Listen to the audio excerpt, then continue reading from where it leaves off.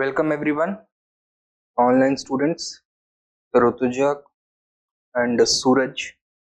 Good morning. I hope I'm audible, guys. Alright. Now, can you please remind me what was the last topic that we had covered in our previous lecture? I know that we were talking about Feroz Shah Tughlaq, and I wanted to see whether we had covered both his external and internal policy. Did we talk about all of his reforms?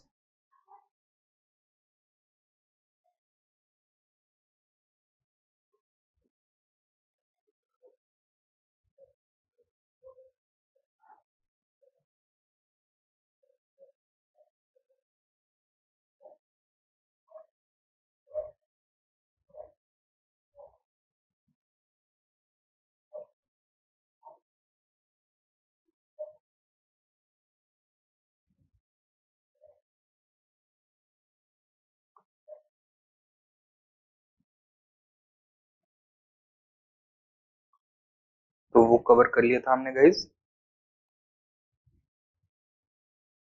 His reforms, his political reforms, religious policy, etc. I remember doing all of this, and as far as my memory serves, the next topic that we had to talk about was the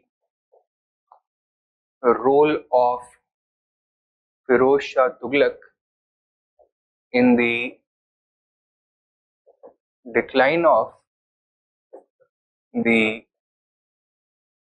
Delhi Sultanate.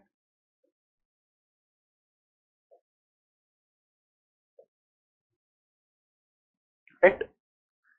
Now, with regards to the decline of the Delhi Sultanate, there is a difference of opinion among historians regarding the role of Feroz Shah Tughlaq.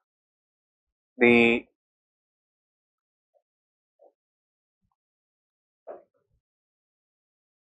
traditionalist historians, the traditional historiography, says that Feroz Shah Tughlaq played a major role in the decline of the Delhi Sultanate due to his policy of appeasement.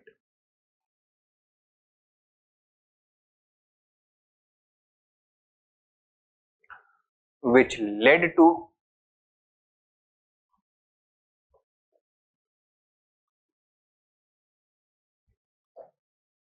decentralization of administrative power and the revenue mechanism,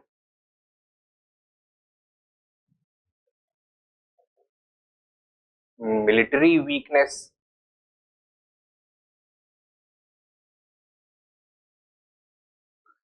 and ultimately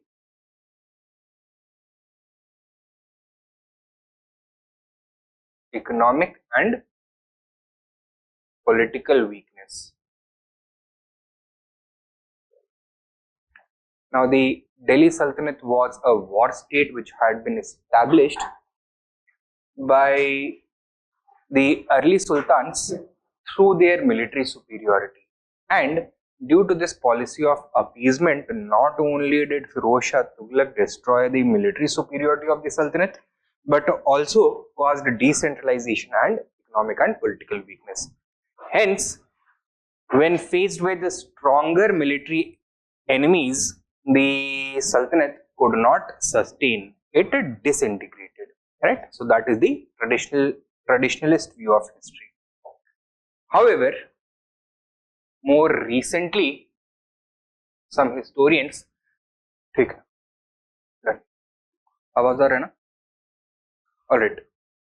Welcome back, guys. Sorry for that. It was a power cut. Now, we were talking about the role of Feroz Shah Tughlaq in the decline of the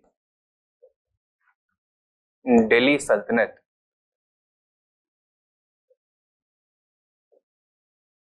तो जो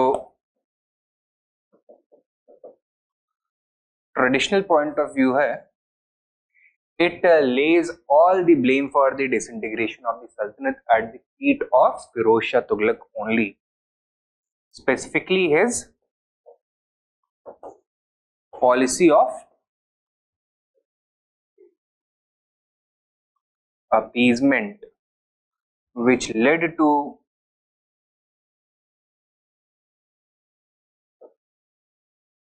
decentralization of administrative authority and revenue administration, causing economic and political weakness, depriving the Sultan of maintaining a strong and well-disciplined military to defend his realm.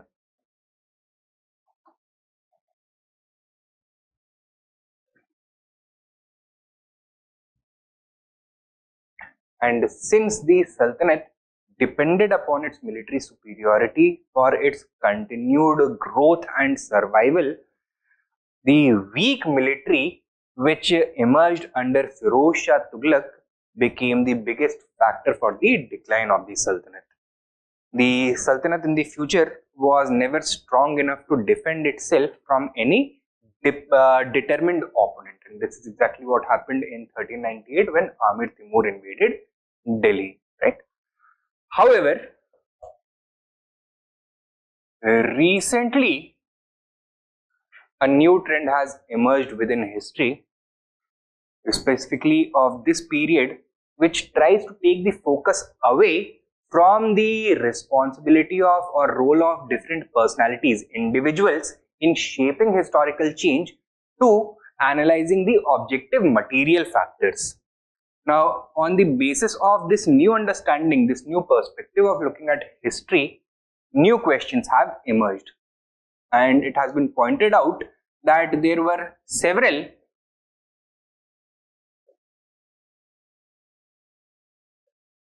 fractures and weaknesses which already existed within the political, economic and military structure of the Sultanate, such as the conflict between the Sultan and nobility, the conflict between the Sultan and the ulema, the conflict between the different sections of the nobility,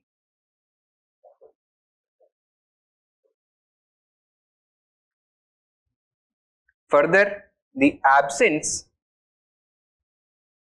of a fixed rule of succession,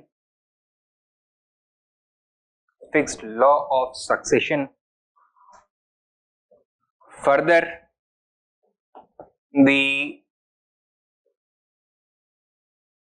overtly religious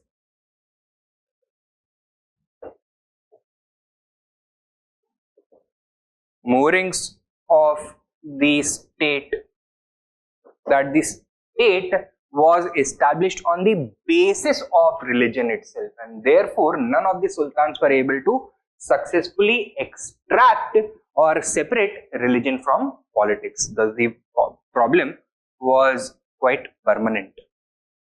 Further, the perpetuity of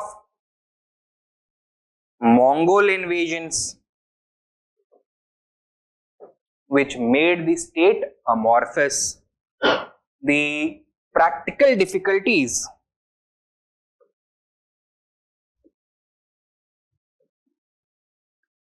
of projecting imperial control from Delhi into South India, further the emergence of regional factors, etc. Right? Now, Were these factors introduced for the first time in the history of the Sultanate by Feroz Shah Tughlaq या फिर पहले से exist कर रहे थे? ये तो पहले से एग्जिस्ट कर रहे थे, तो can Feroz Shah Tughlaq be blamed for all of these? नहीं कर सकते हैं उसको, राइट? तो according to the recent historians, since Feroz Shah Tughlaq was not responsible for introducing these weaknesses, he should also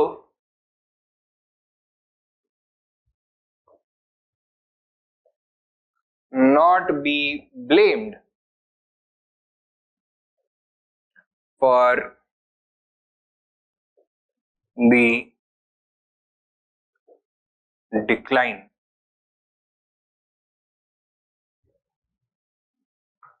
In fact, इसको क्वालिफाई कर दो, he should not be blamed for the decline solely. केवल इसकी गलती नहीं. Does that mean इसकी कोई गलती नहीं थी या फिर थोड़ी बहुत गलती थी? थोड़ी बहुत तो थी. However,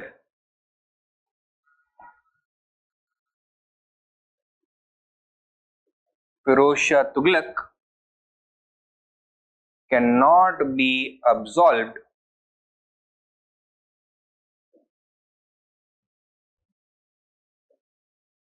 completely, since the policy of appeasement definitely had a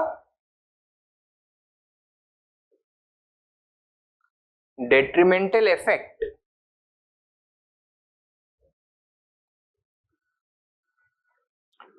on the Sultanate's territorial integrity. Feroz Shah Tughlaq had taken the reins of a declining empire. So that means that when Feroz Shah Tughlaq came to the throne, the empire was already in a phase of steady decline.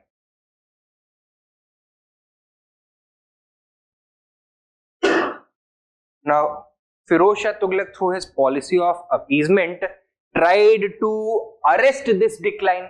However, he could do it only for a short period of time. In the longer sense, if you take a bird's eye view of history, the policy of appeasement, which was designed to arrest the decline of the Delhi Sultanate, simply accelerated it.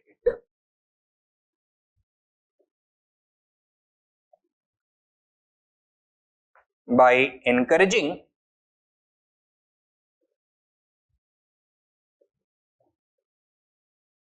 the growth of centrifugal forces.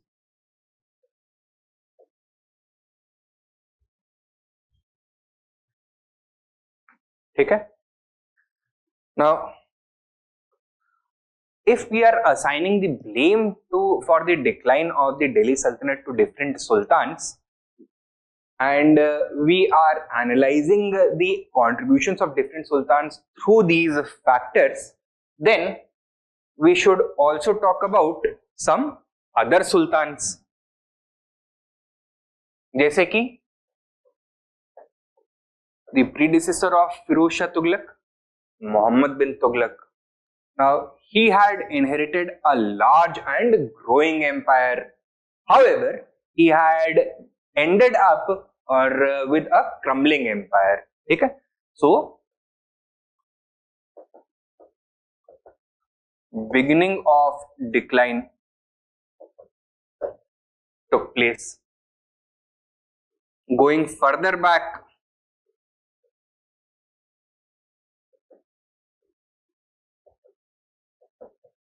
Alauddin Khilji, although he governed with an iron hand and expanded the empire, but many of his policies led to resentment among various sections, such as the ulema class and the traditional Turkish nobility.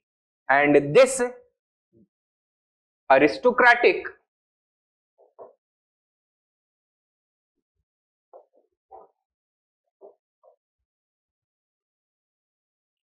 discontent was one of the major factors behind the overthrowing of the Khilji dynasty. Similarly, Balban's policy of blood and iron also alienated the traditional Turkish nobility and made the way for the Khilji revolution to take place.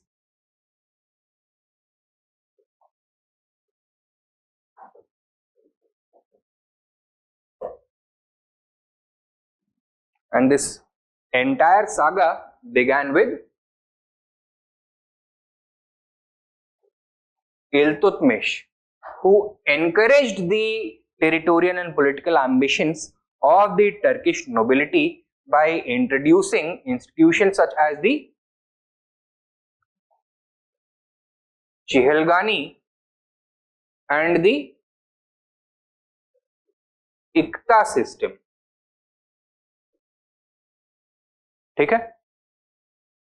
Now the different sultans from Iltutmish to Muhammad bin Tughlaq and even to Feroz Shah Tughlaq were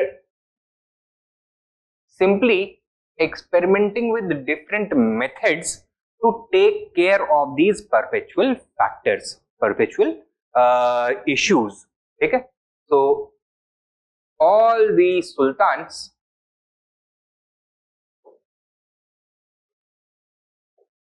tried resolving the internal imbalance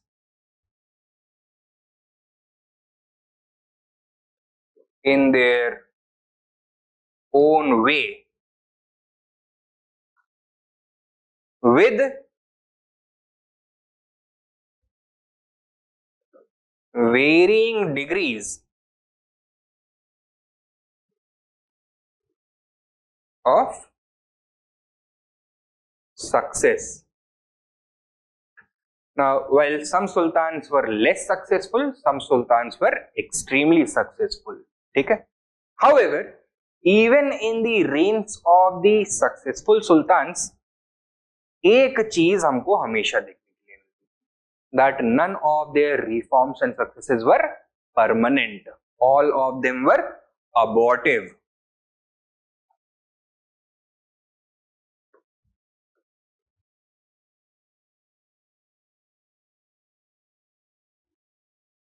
And none of the sultans, even after their best efforts, could fundamentally change the basic structure of the Delhi Sultanate.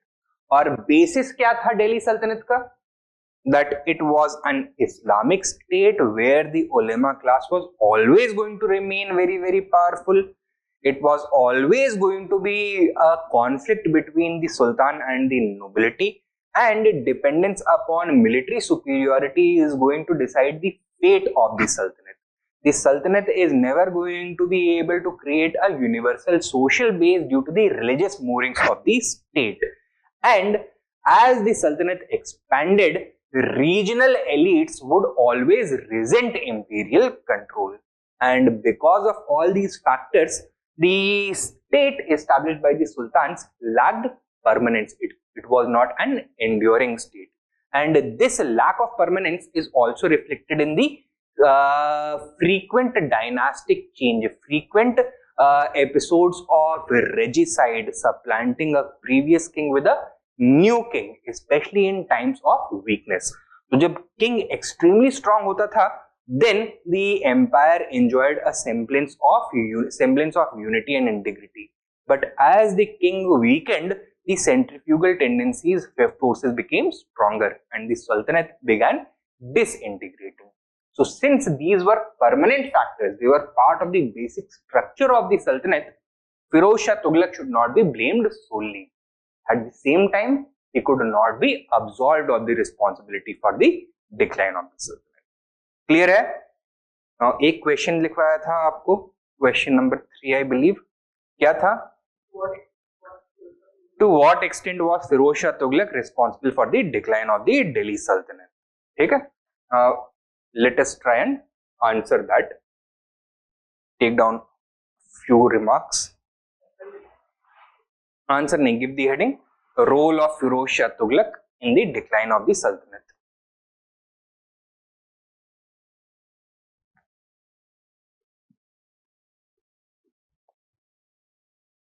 Role of Feroz Shah Tughlaq in the decline of the Delhi Sultanate. Write down.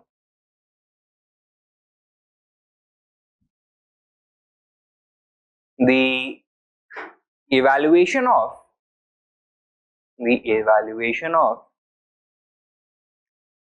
the role of Feroz Shah Tughlaq in the Sultanate's decline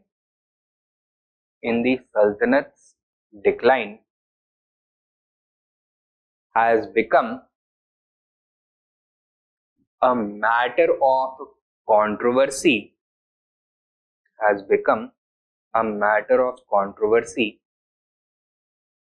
in medieval history.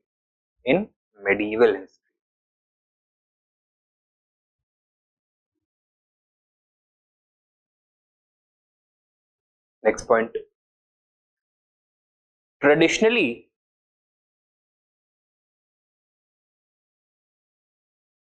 Feroz Shah Tughlaq is believed to have played the most important role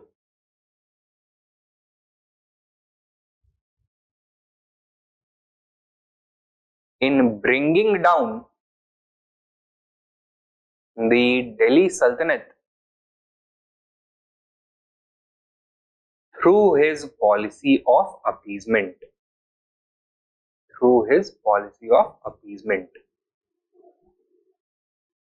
Subpoint.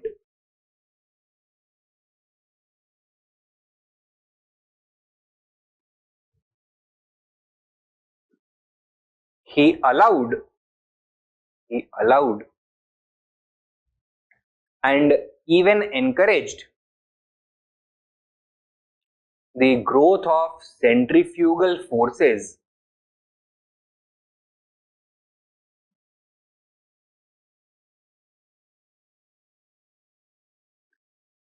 by decentralizing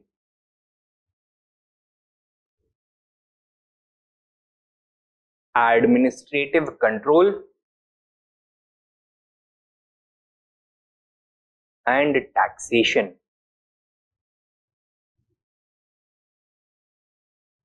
Full stop. Subpoint. Next subpoint लिखो. Further,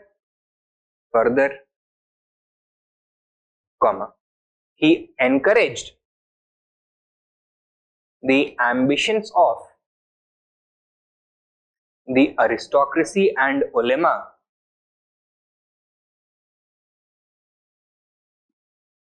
by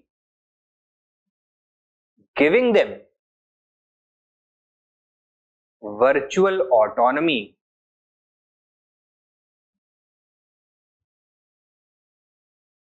in almost all matters.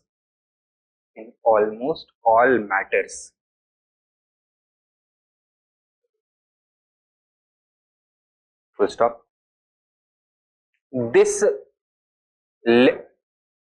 उसी सब point.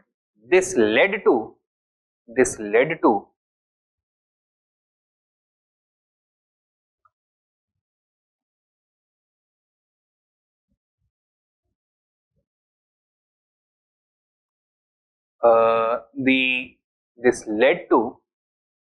the disintegration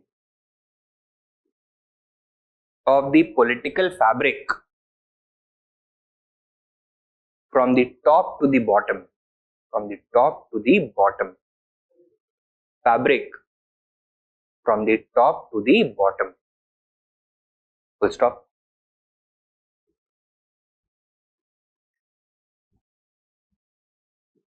It directly contributed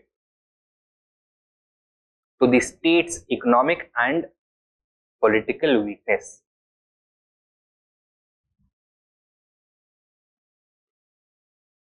Full stop. state's economic and political weakness. Next point.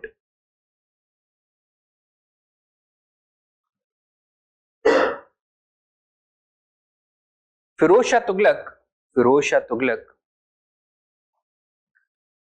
largely dismantled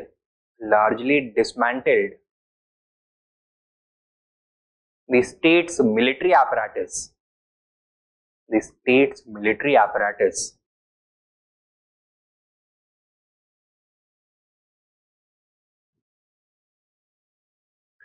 Full stop. Since the Sultanate was a military state, was a war state that relied upon military superiority for its survival and growth.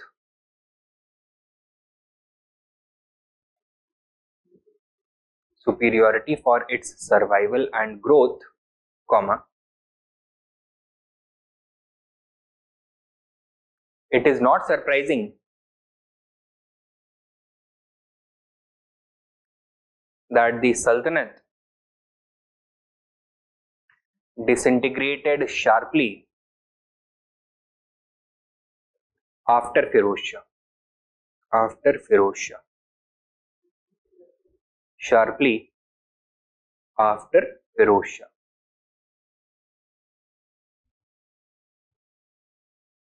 ठीक है, next main point लिखो. On the other hand,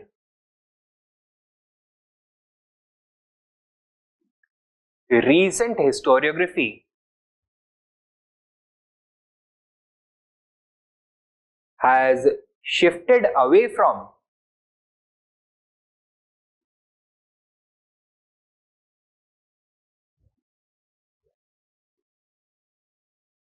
the role of individuals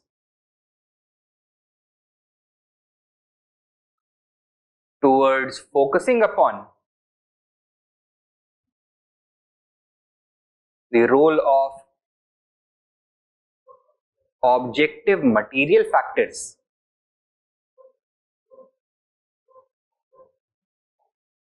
to analyze historical change.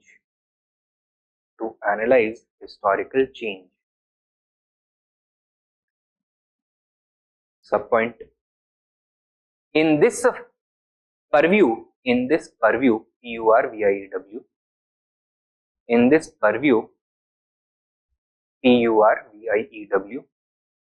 comma, it must be remembered that the Sultanate already suffered from major weaknesses in its fundamental structure.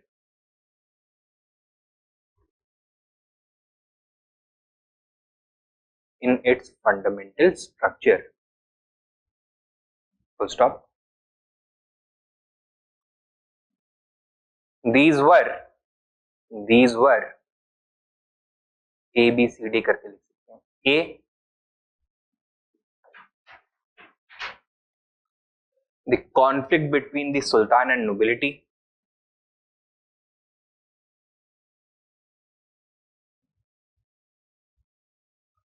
B, conflict between the Sultan and ulema.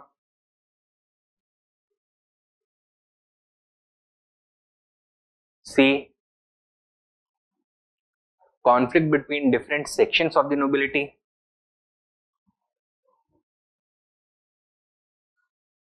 D, absence of a fixed law of succession.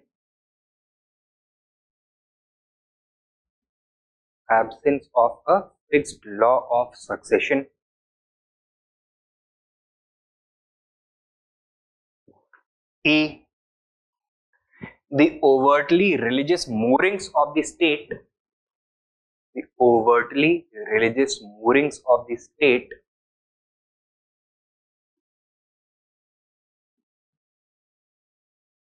which prevented moorings, moorings, moorings of the state which prevented the complete separation of religion from politics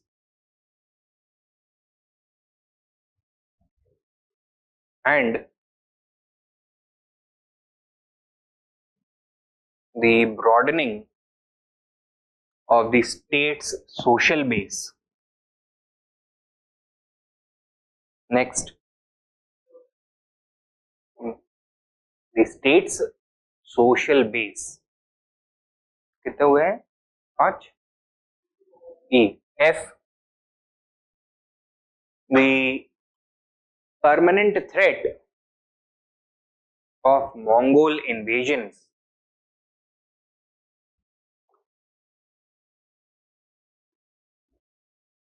which made the state amorphous.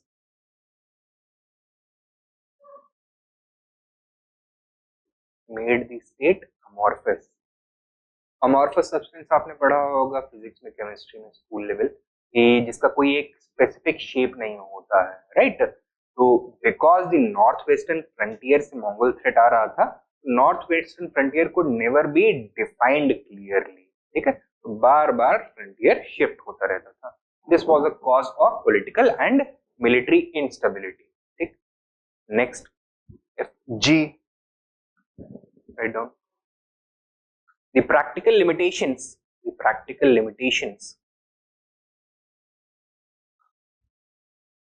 of political expansion beyond North India, beyond the practical limitations of political expansion beyond North India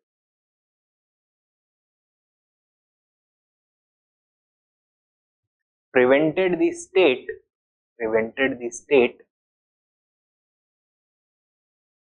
from acquiring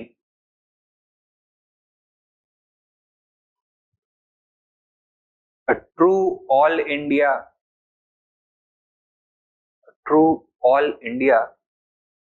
status, right? And because of this, what is going to happen? Although some of the sultans tried to extend their political control in South India, they could never do it in a permanent fashion.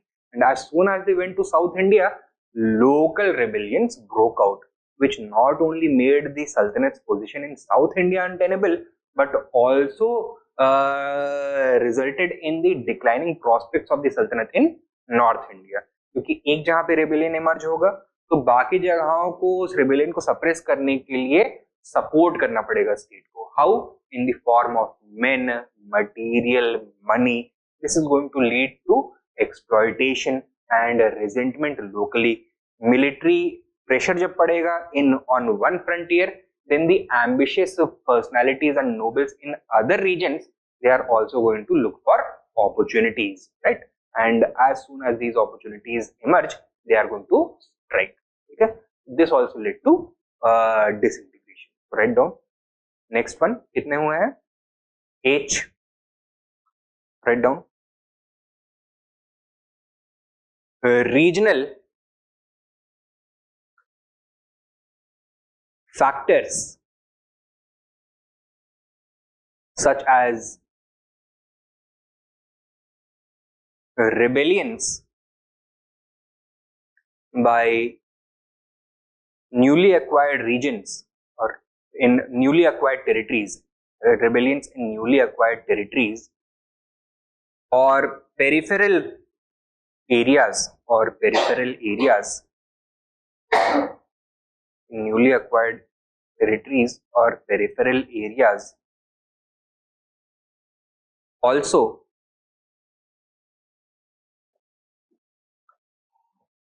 caused instability. Also caused instability. ठीक है, next main point लिखो.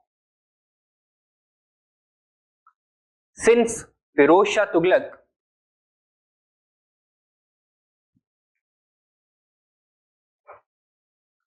did not contribute to the emergence of these factors,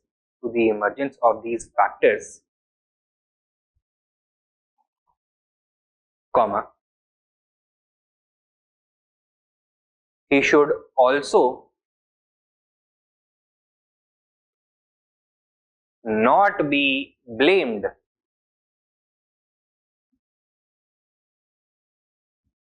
for unilaterally or for single-handedly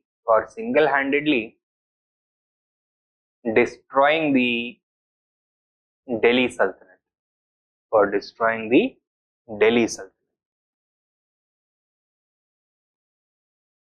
ठीक है. Next main point. At the same time, comma, Feroz Shah Tughlaq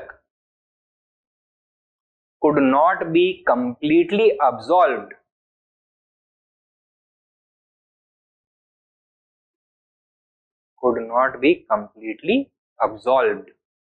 ABSOLVED, full stop. He had inherited a declining empire,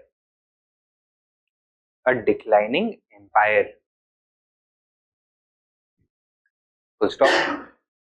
To arrest this decline,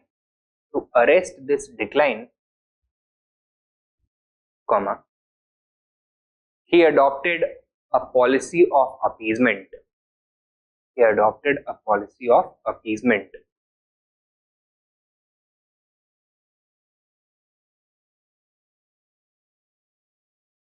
Full stop.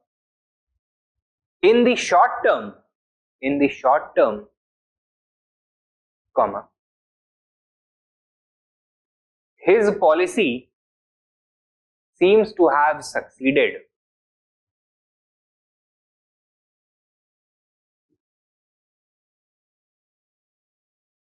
but in reality it had simply accelerated the decline of the Sultanate,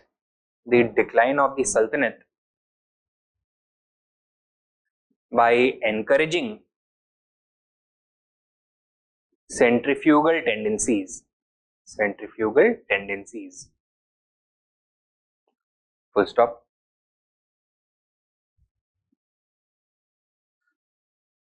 Next point. Next main point. In this context,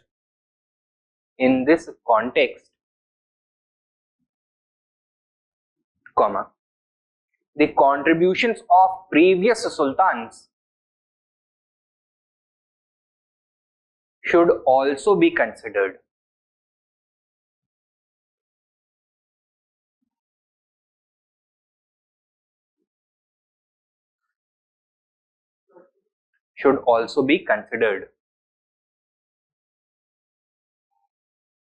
Full stop. Sub point. They had also faced the same challenges.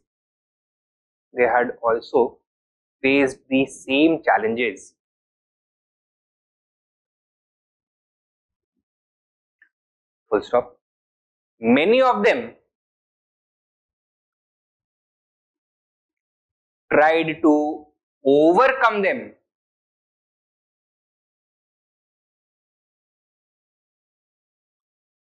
by bringing about a fundamental change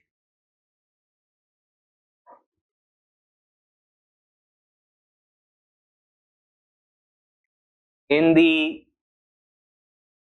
structure of the state. in the structure of the state. Full stop. Next subpoint. However, all their attempts proved to be abortive. Proved to be abortive. ABORTIVE. So they implemented it, but immediately after them, all these changes were discarded. Okay. Next main point: political disintegration.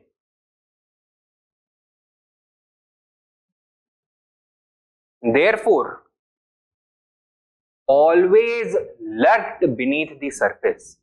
Always lurked beneath the surface. LURKED. Lurked beneath the surface. And any weakness in the central administration,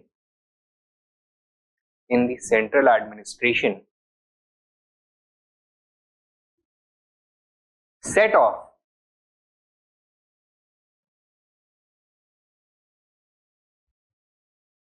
a steady decline. Set off a steady decline. ठीक है? Next main point लिखो. On the whole, comma, while Feroz Shah Tughlaq cannot be completely absolved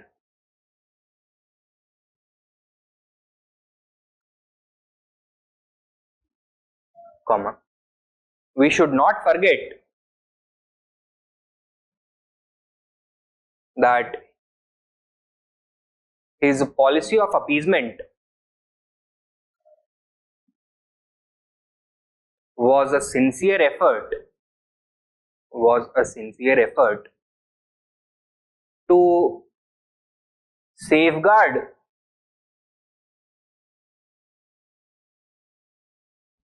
the Sultanate.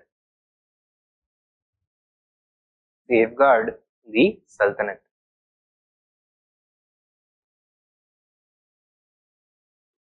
Full stop. He even seems to have succeeded. He even seems to have succeeded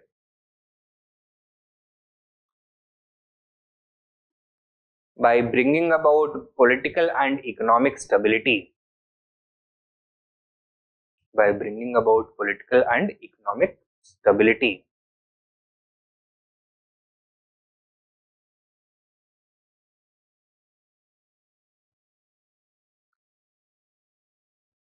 Full stop. However, the damage to the political fabric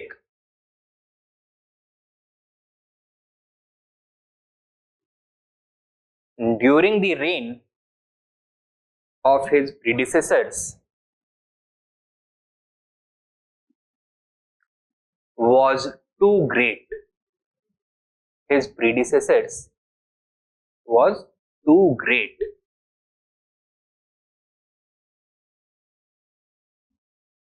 And Feroz Shah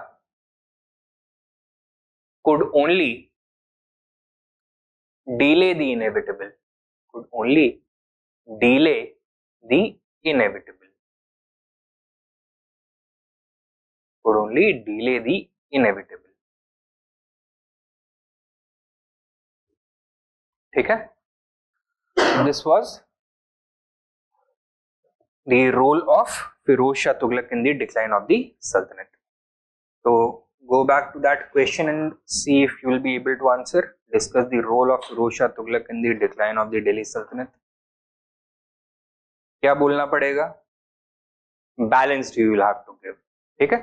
तो traditional historians के हिसाब से he bears the sole responsibility for decline of the Sultanate.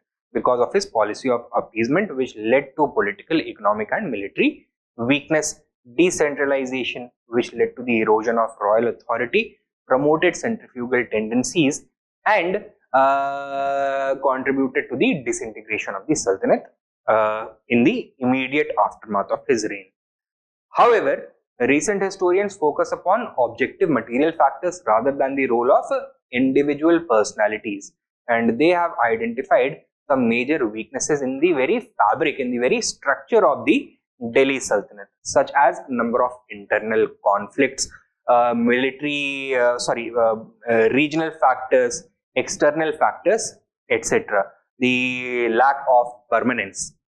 At the same time, it has been pointed out that Feroz Shah Tughlaq himself was not responsible for the introduction of these weaknesses directly. He was simply working within these parameters, and a policy of appeasement was introduced by him to arrest the decline. But in the long term, it ended up accelerating. But when we are discussing the role of Feroz Shah Tughlaq, we also need to consider the contributions of his predecessors. All of them were facing similar challenges, and they had made their individual attempts to overcome these challenges. Some of them with higher degree of success, some of them with lesser degree of success. However, none of them were able to bring about a fundamental change in the nature of the Sultanate. All the reforms of strong sultans such as Balban and Alauddin Khilji, they proved to be abortive, right? And these problems became permanent. They became a permanent weakness of the Sultanate, right? So in this scenario, it is very difficult to ascertain to assign the blame to Feroz Shah Tughlaq only. Feroz Shah Tughlaq did his best with the policy of appeasement.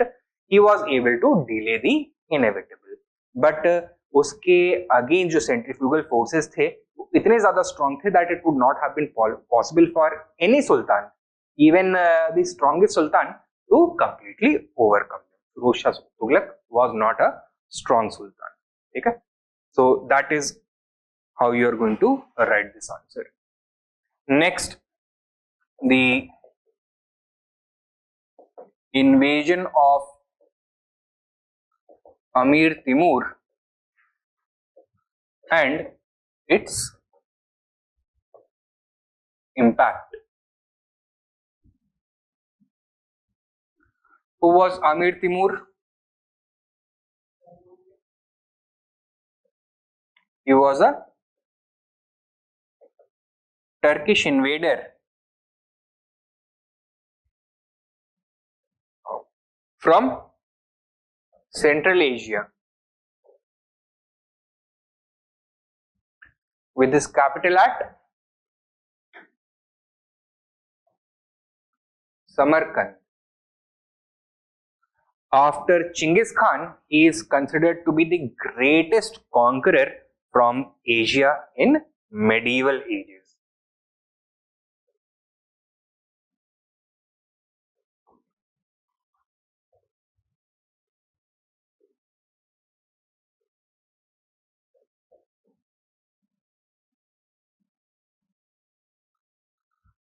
During the second half of the 14th century, he created a large empire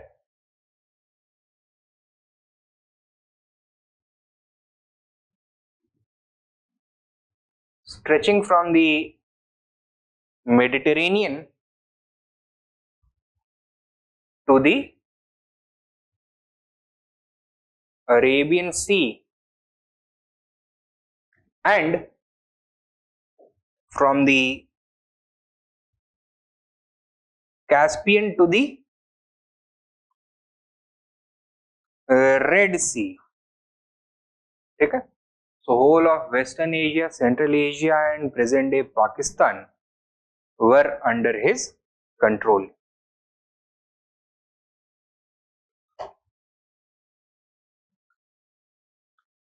He never took the title of Sultan, rather he styled himself as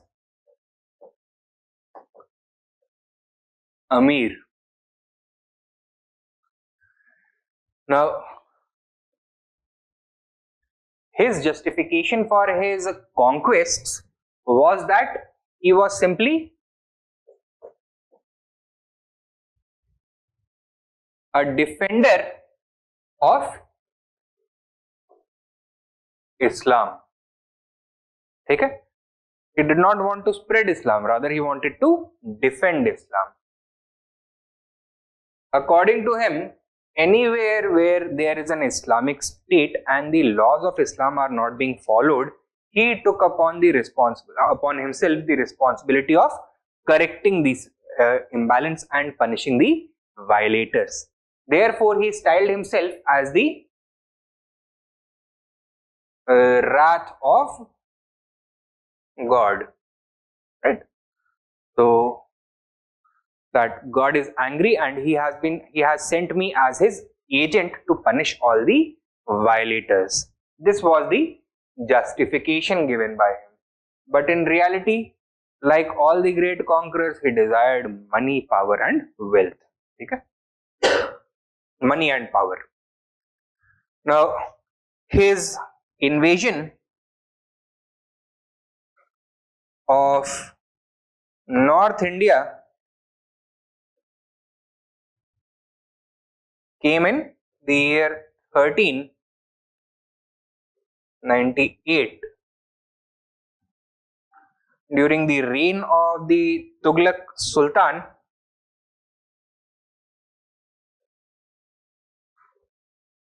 Nasiruddin Muhammad Tughlaq.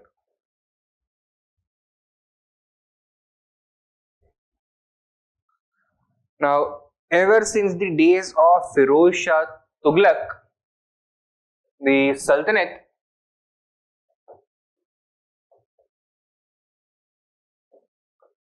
had been trapped in a downward spiral.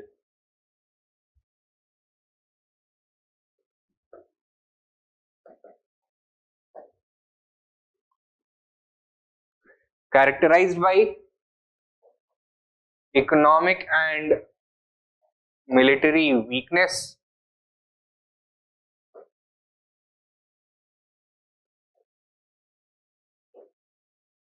territorial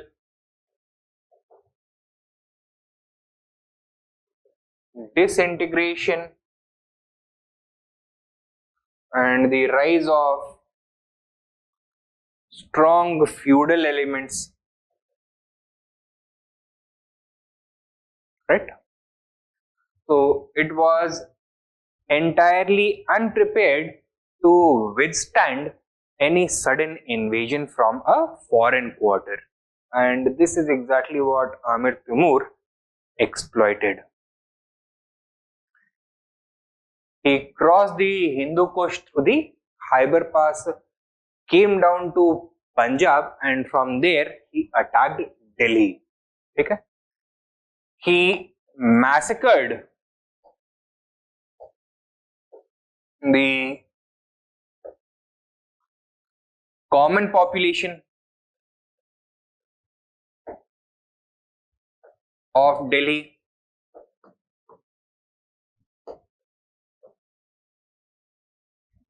He also enslaved a large number from Punjab and Haryana. He also orchestrated large-scale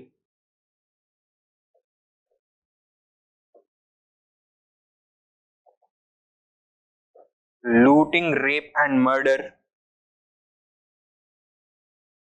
Furthermore, he extracted a large sum amounting to 3 years of revenue from the Sultan as ransom. ठीक है? Firoti. He also took away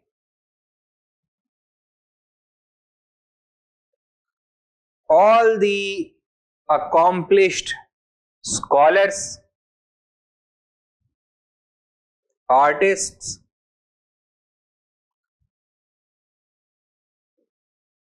architects, philosophers, and men of letters, people of culture, etc., from Delhi to his capital at Samarkand. Next, he also brought about significant political changes. The region of Punjab now virtually moved away from the political authority of the Sultan, and here Amir Timur installed his own governor,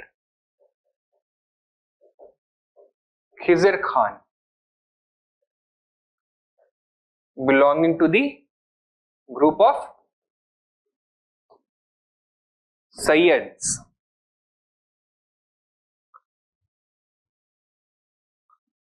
Right?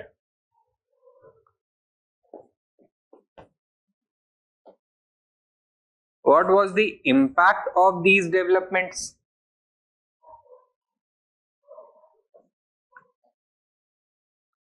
Delhi, which during the reign of the previous sultans had emerged as the cultural center of the Islamic world, lost its place of prominence. It was reduced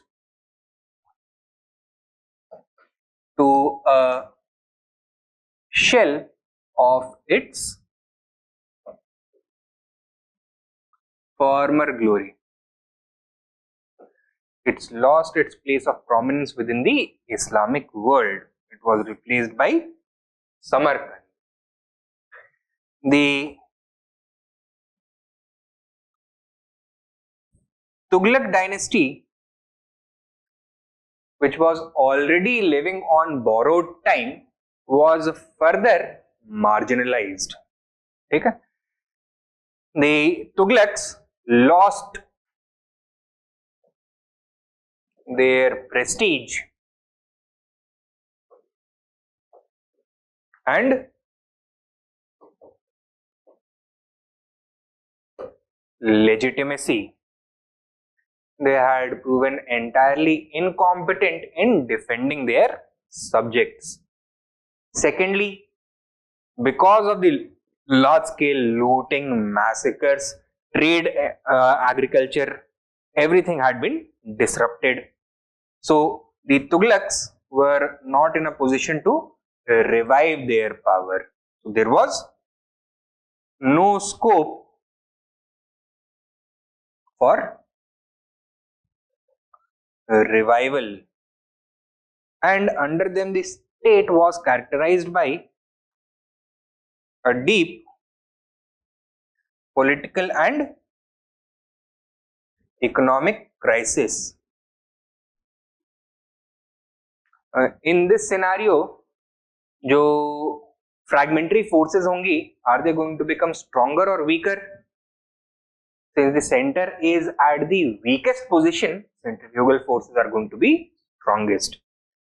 So this political crisis often manifested itself in the form of popular revolts and aristocratic rebellions. Okay? The Delhi Sultanate was no longer even a large North Indian kingdom.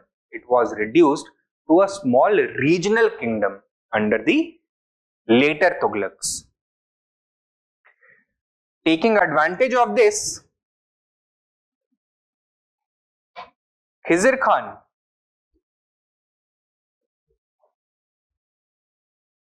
याद है ना कौन? The new governor of Punjab installed by Amir Taimur finally organized a coup in 1414. ठीक है? and laid the foundations of the Sayyid dynasty.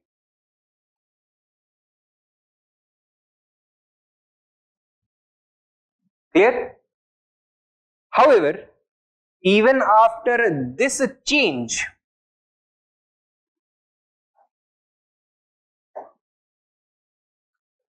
the decay was too advanced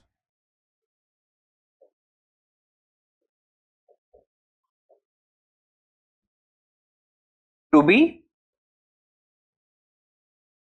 removed, and the fortunes of the Sultanate as a major power in India could never be revived.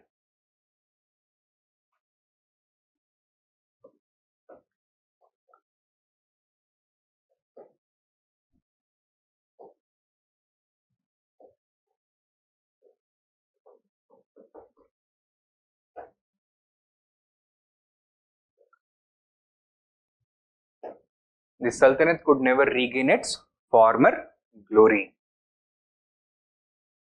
There was a brief period of revival under the Lodi dynasty.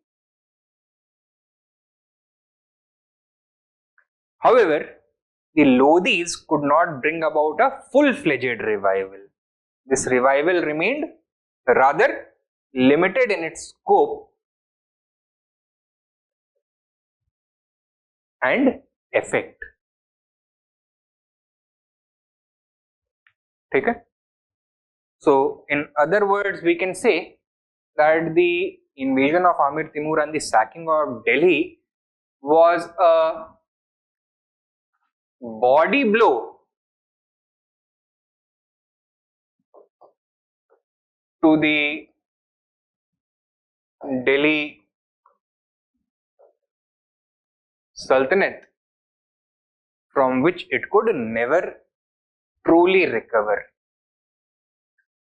Amir Timur's invasion also had important long-term consequences. It was on the basis of the extension of his rule over Punjab that one of his successors, Babur,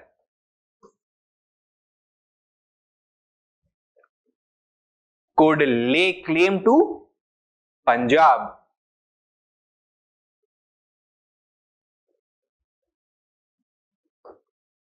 as his hereditary right. And it was this claim which led to the Mughal invasion and establishment of the Mughal Empire in India.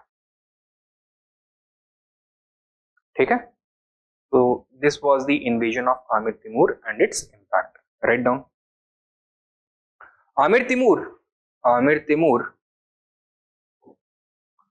is considered to be the greatest conqueror in medieval history after Chinggis Khan.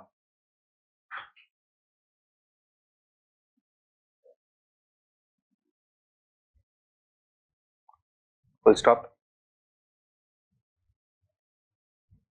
Next point.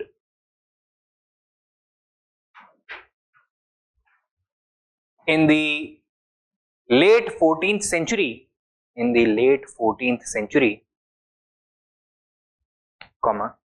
he carved out a huge empire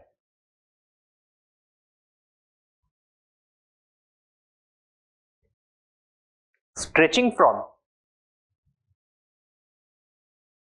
the Mediterranean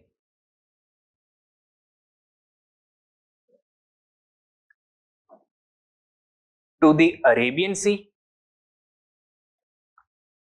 and from the Caspian to the Red Sea, with its capital at Samarkand, with its capital at Samarkand.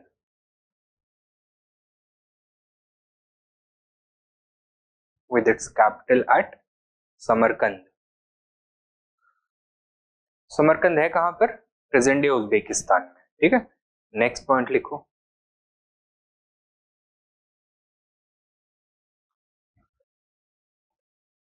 Timur justified his conquests in the name of defending Islam.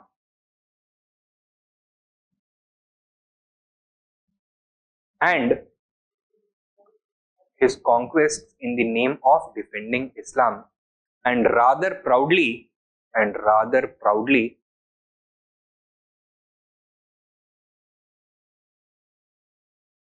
adopted the title of the punishment of God,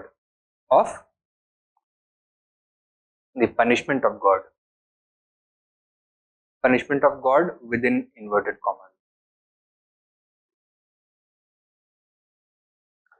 Subpoint. In reality, like all other conquerors,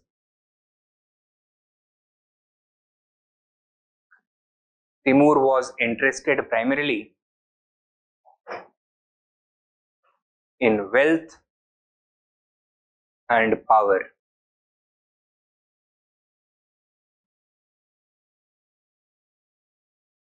In wealth and power. Full stop. Next point. Next main point. After Feroz Shah Tughlaq,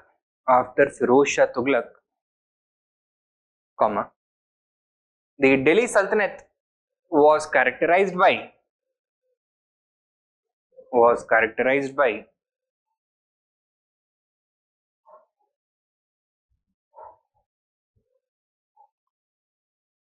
a sharp economic and military decline,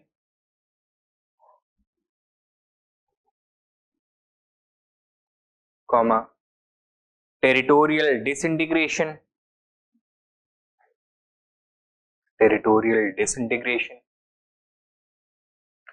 and the growth of feudalism.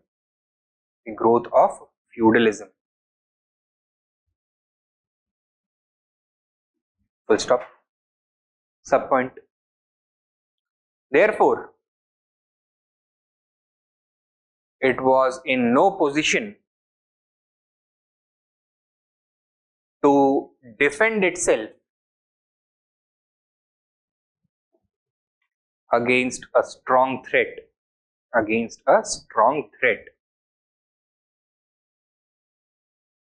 Full stop. Next point. Next main point. It was in this background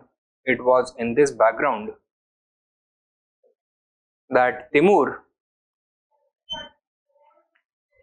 invaded North India in 1398.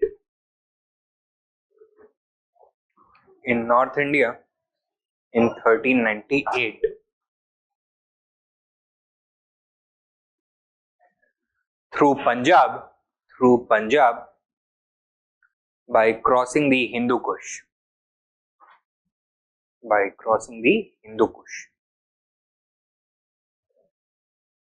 Full stop. Subpoint. He defeated a number of local governors and generals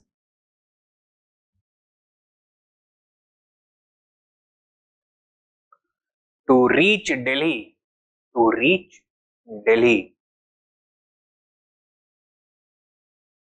Next subpoint. The Sultan Nasiruddin Muhammad Tughlaq surrendered meekly,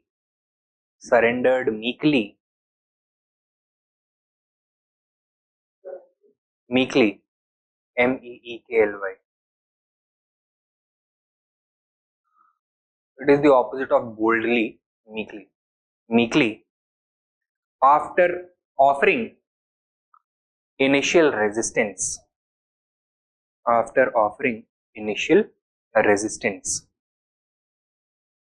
Next subpoint. When the common people resisted,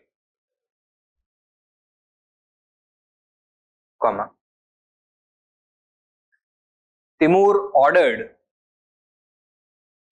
a general massacre.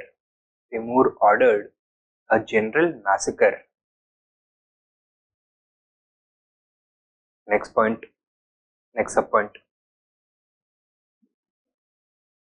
The Sultan was forced to pay 3 years worth of revenue as ransom. 3 years worth of revenue as ransom.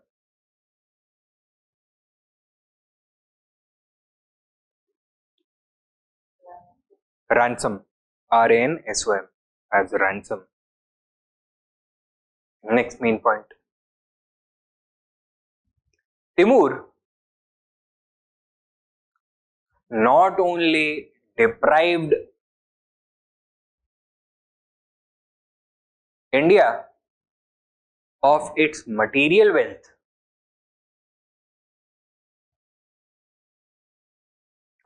he also robbed India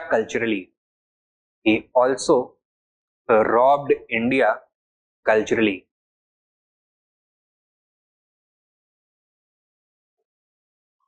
Full stop. Subpoint. Many temples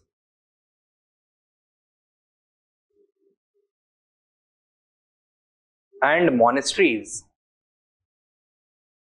were destroyed.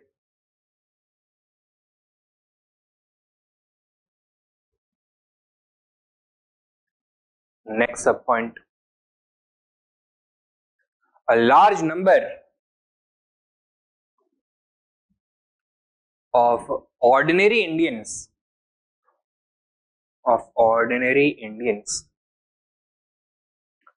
were enslaved.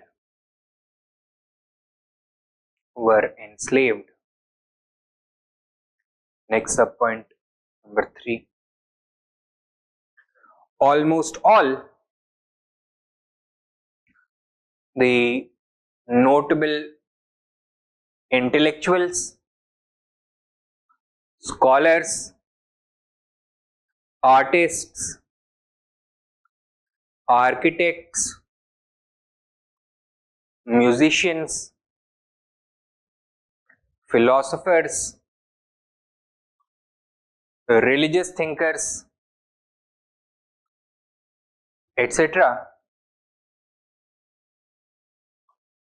were taken away to Samarkand.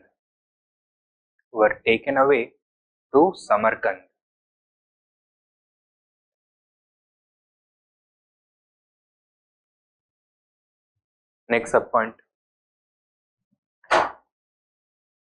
Delhi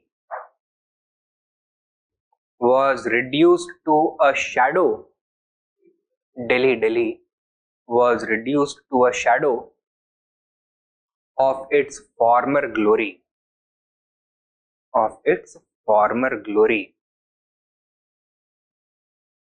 And was replaced by Samarkand.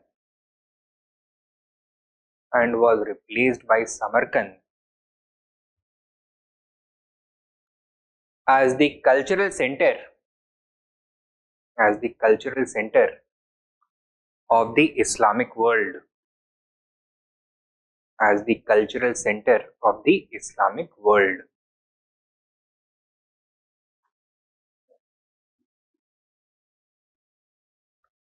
Next main point लिखो.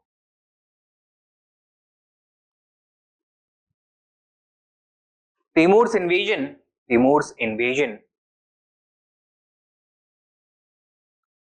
also had a significant political impact.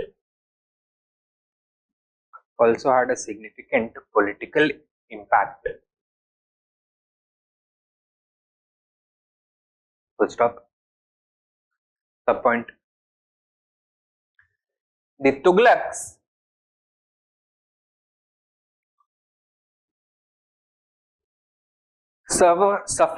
suffered an irreparable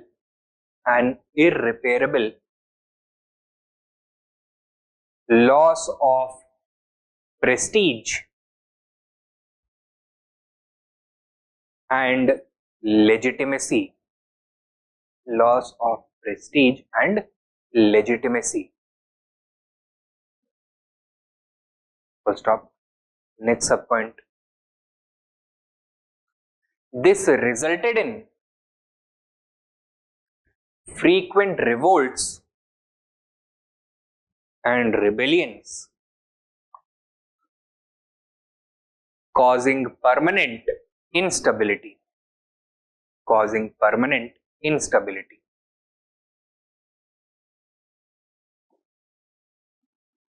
Next subpoint. Causing permanent instability. Next subpoint. The feudal elements became stronger and many of them asserted complete autonomy.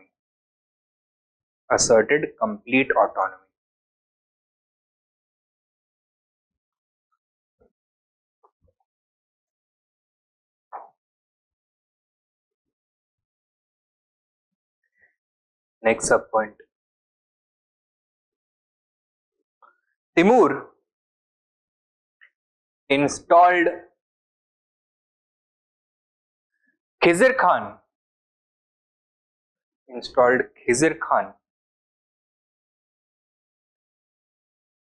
as the governor of Punjab,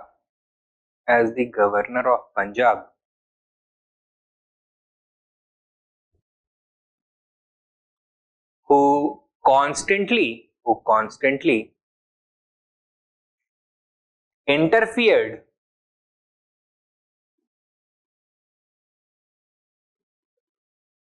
in the politics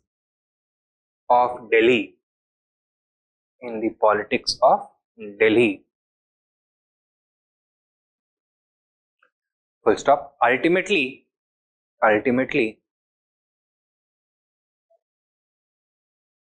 he laid the foundations of the Sayyid dynasty in 1414. Next main point.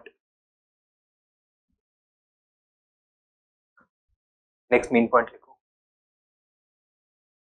In 1414. However, the damage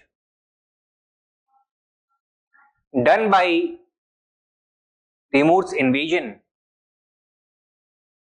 was too great to overcome.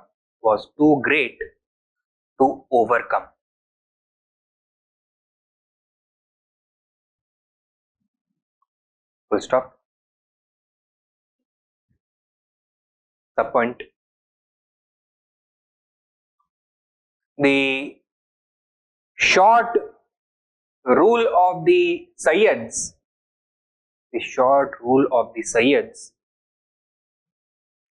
was characterized by rule of the Sayyids was characterized by instability, weakness, and decline.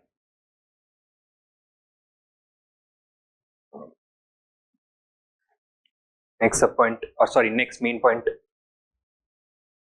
The establishment of the Lodi dynasty,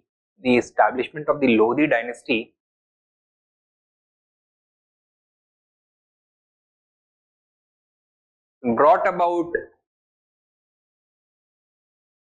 somewhat of a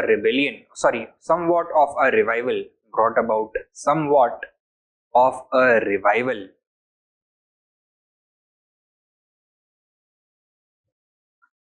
but the Sultanate could never revive, could never regain its former glory.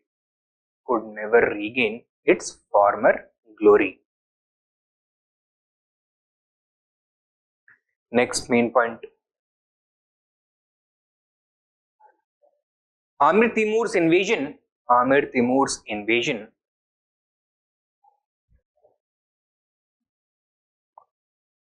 also had significant long-term consequences.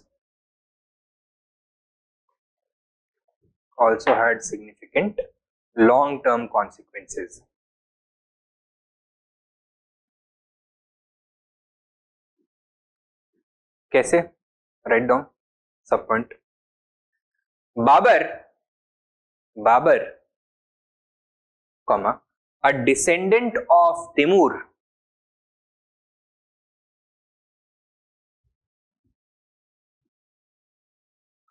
laid claim over Punjab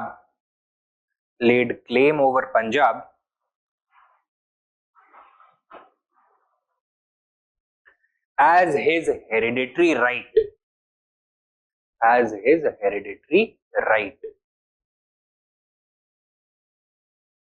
Full stop. This became the basis for his invasion of India,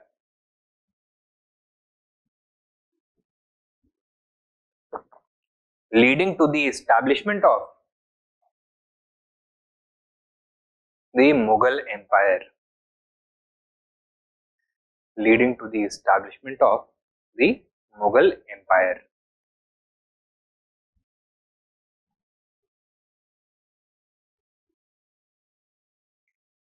ठीक है? Is this clear? Take down a question.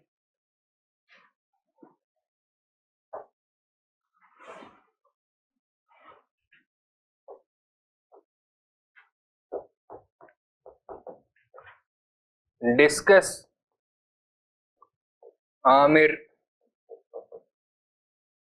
Timur's invasion of India.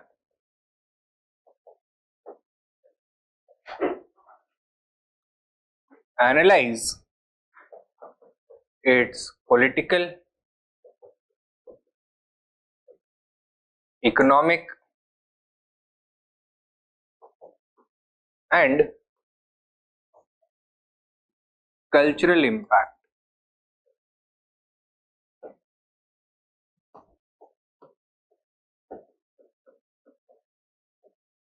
200 words, 15 marks.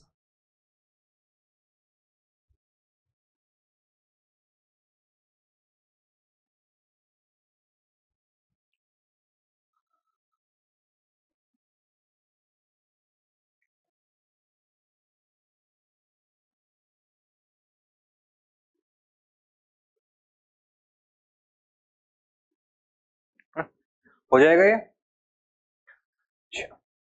Next topic that we have to discuss is the nature of the Delhi state from a religious perspective. So question is whether the Delhi Sultanate should be considered as a theocracy or a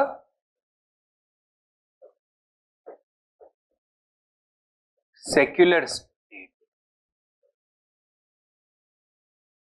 Theocracy क्या होता है? A state where religion is not only supreme, but it is also the very basis of the state. The word theocracy comes from the Greek word theos and cracy. Theos means God and cracy is to rule. Demos जैसे people होता है, monarch जैसे ruler होता है, तो monarchy, democracy, theocracy. Democracy is rule of the people and theocracy is the rule of God.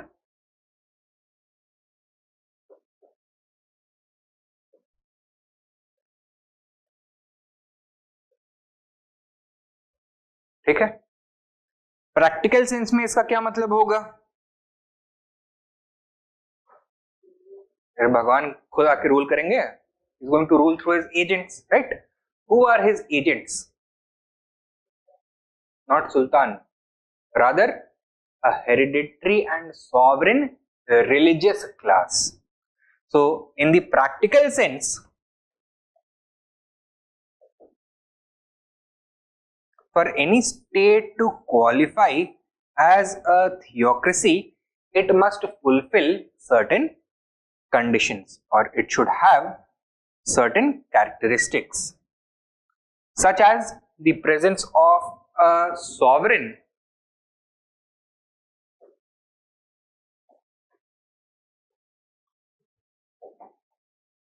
and hereditary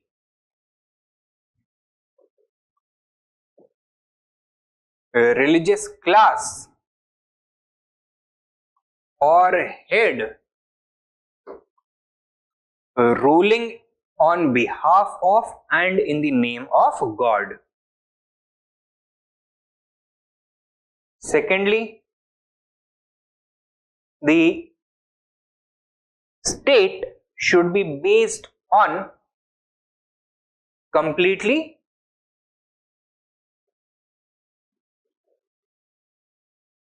religious laws. That means religion should become the very basic principle of the state, and from this the state should never deviate. तो ये दो conditions fulfill होनी चाहिए. Now let us see whether the Delhi Sultanate fulfilled these conditions. So although there was a class of religious officials known as the ulema,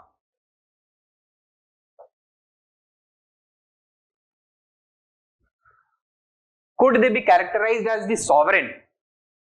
Sovereign थे ये, मतलब इनके पास absolute power था? नहीं था.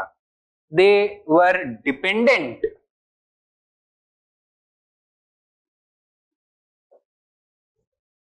upon the sultan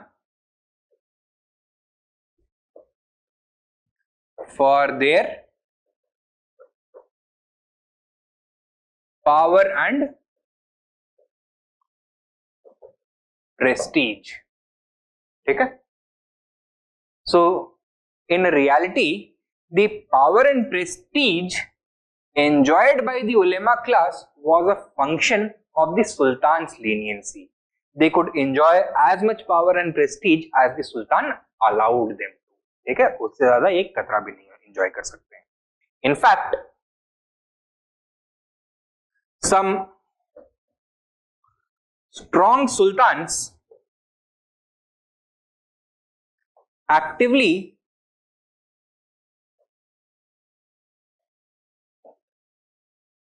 curtailed the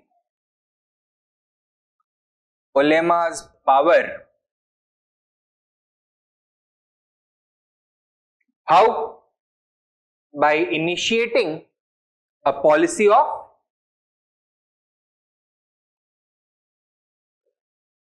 secularism, which involved the separation of religion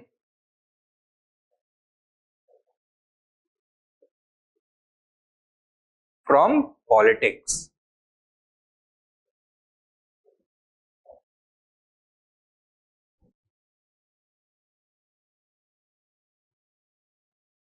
These include sultans such as Alauddin Khilji and Muhammad bin Tughlaq, among others. Is this clear? Sure. Secondly, or thirdly, the sultans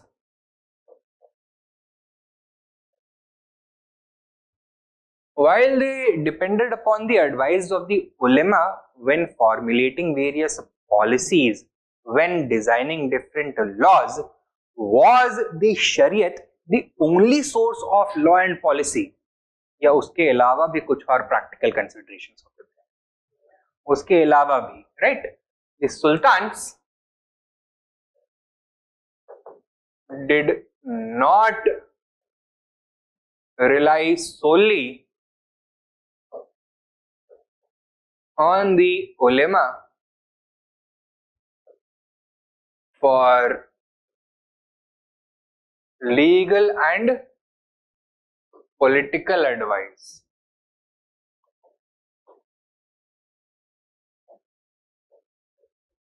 Rather, practical considerations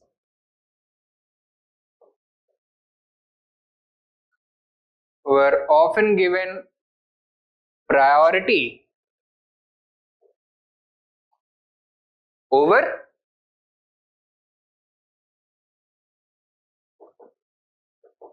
religious doctrine when formulating laws and designing policies.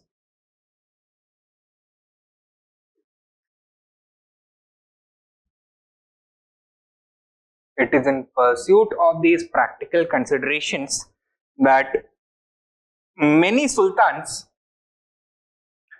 proclaimed secular decrees such as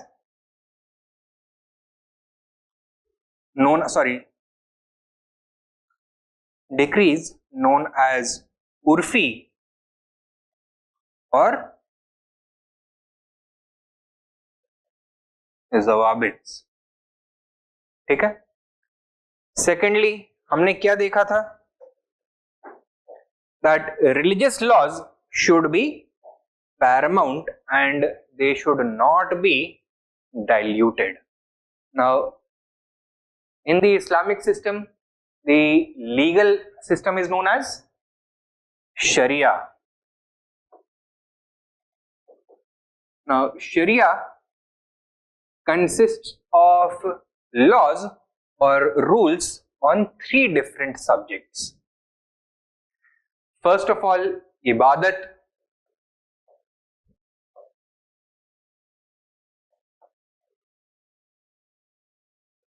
that is prayer. Secondly, civil law, and thirdly, the criminal law. ठीक है?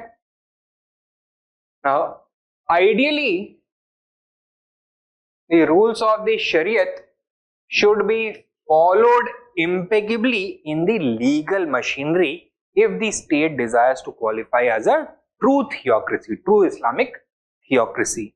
But in reality, what do we find? That under the Delhi Sultanate,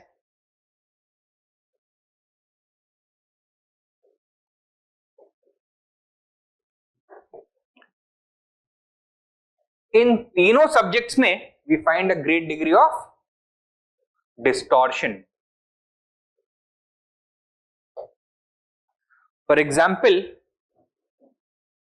the civil laws of Shariat recognized the right of women to inherit property. But within the Delhi Sultanate, women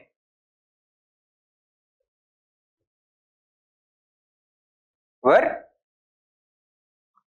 denied the right to inheritance. Okay? Similarly, activities such as gambling, drinking, prostitution are considered illegal under Shariat. But within the criminal law system of the Delhi Sultanate, all these activities were regulated, they were not criminalized. Gambling, drinking,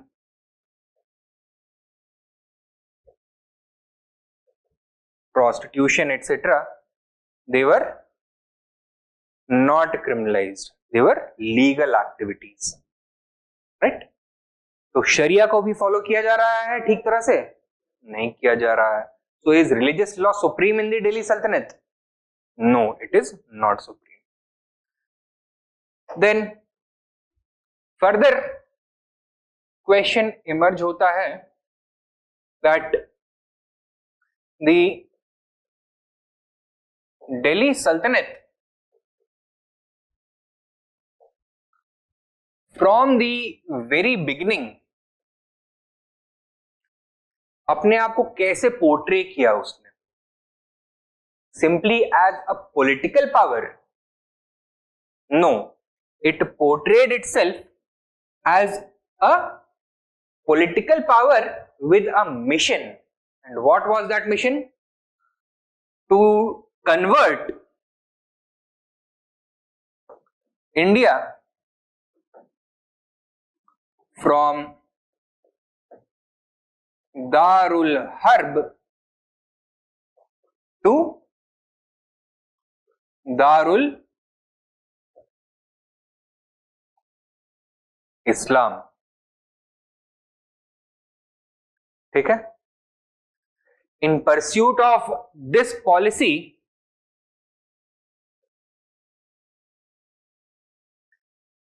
क्या क्या चीजें adopt करी गई? Things such as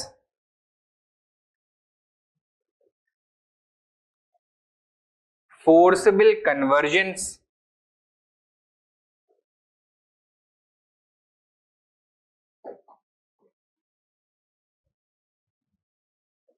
converting prisoners of war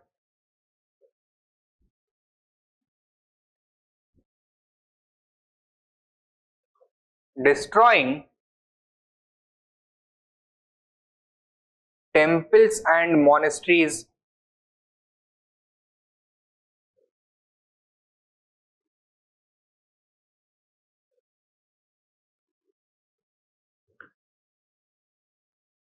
etc. Apart from this, instruments such as the jizya and discrimination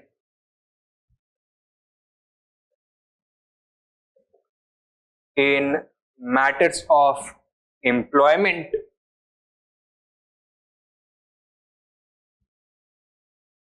under the state were encouraged. ठीक है? However,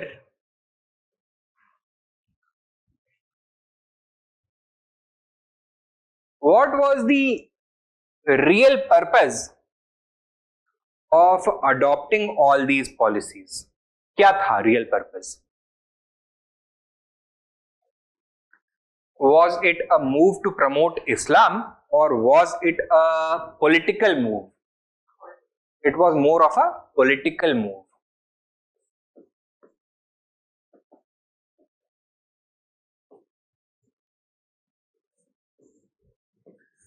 To do what?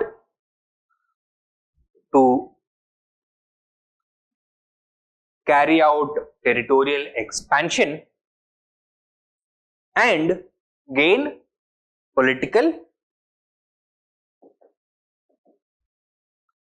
legitimacy in the eyes of Indian Muslims.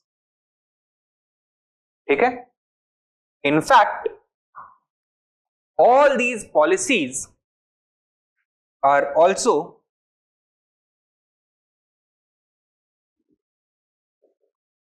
prohibited by the Hadith. Hadith क्या होता है? It is a book which is a major source of Shariat law. It contains the traditions of the Prophet. So whatever the Prophet did during his lifetime, whatever he said during his lifetime, when different things happened, how he reacted to them, what were the decisions that he made, उसको बोलते हैं Hadith, traditions of the Prophet. And from the Hadith, it is very clear that none of these things, especially if they are done for a political objective, are justified. Therefore, even while trying to convert India from Darul Harb to Darul Islam, they were violating the basic principles of Shariat. So, could the Delhi Sultanate be called a theocracy in the real sense? हो सकता है? नहीं हो सकता है, right? Because यहाँ पे ना तो उलेमा सुप्रीम है, ना शरीयत सुप्रीम है. Rather, it was a political entity which sought to use the powerful political ideology of Islam in order to perpetuate its rule, in order to expand its control. Okay? So it was not a theocracy. Okay? Now question arises, if it is not a theocracy, does it qualify as a secular state? Secular था? Secular भी नहीं था. It was not secular. Why was it not truly secular? क्यों नहीं था? Yeah. Although the rules of Sharia were not supreme, they did form the basis of the legal machinery.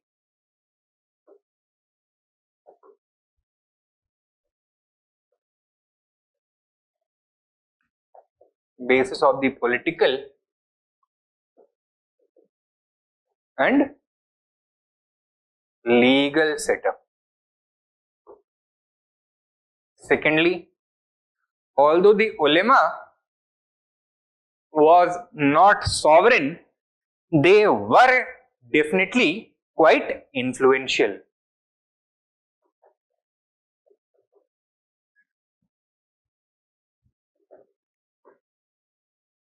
Thirdly, how did the rulers and the state perceive itself? What was their objective for a considerably long period of time in the history of the Sultanate?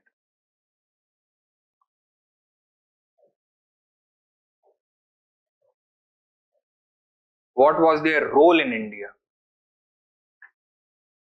They fashioned themselves as the sword and oracle of Islam. ठीक है? It is a different matter that they were using the objective of promoting Islam as a political tool, लेकिन use तो religion को ही कर रहे थे ना, तो it was not secular. Fourthly,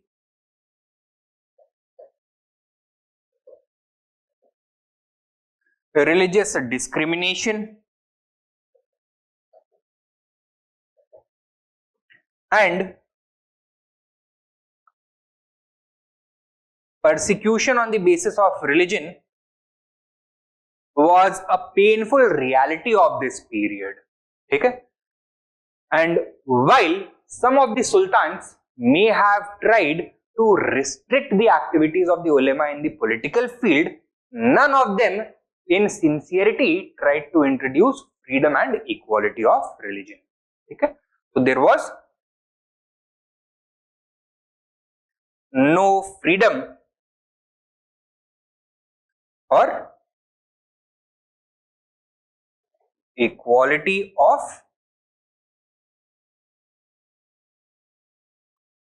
religion.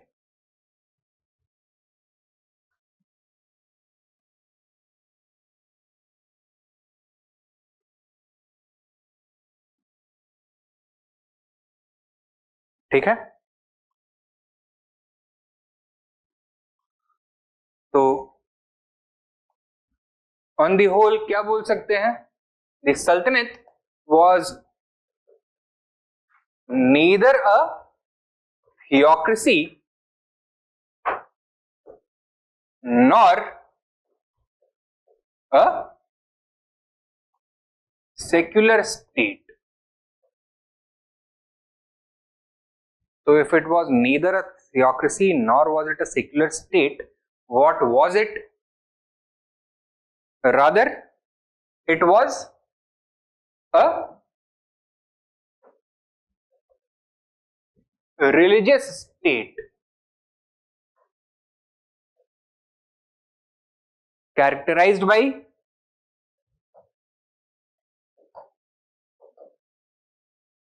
a religiously conscious political class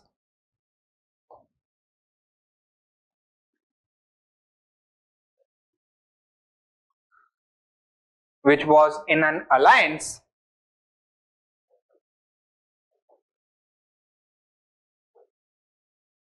to the elite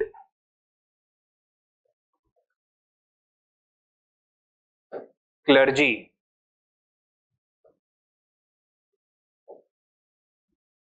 To the elite clergy that used religion to fulfill its political objectives. ठीक है, is this much clear? Take down a question. Would it be correct? Would it be correct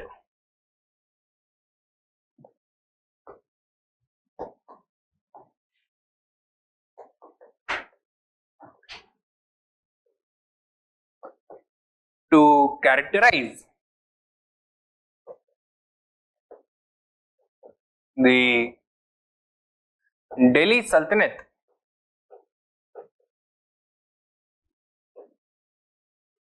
as a theocracy? As a theocracy. Full stop. 200 words. Next question. Was the Delhi Sultanate more of a theocracy or a secular state?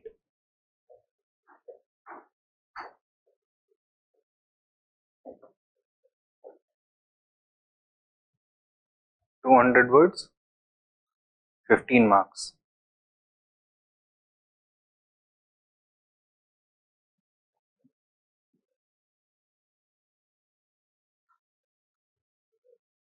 Secular state.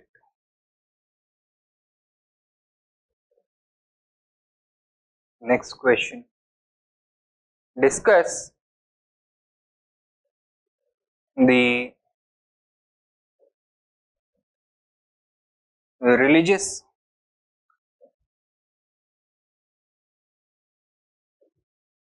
character of the Delhi Sultanate. Was it a theocracy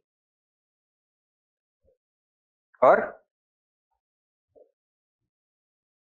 secular state?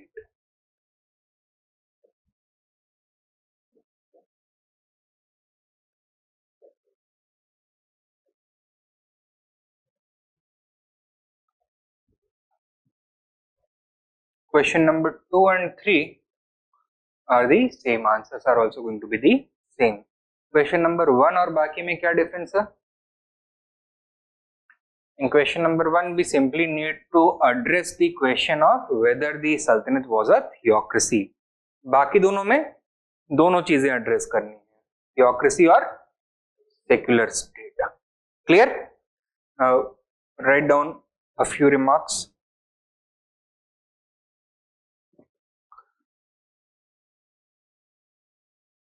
The question of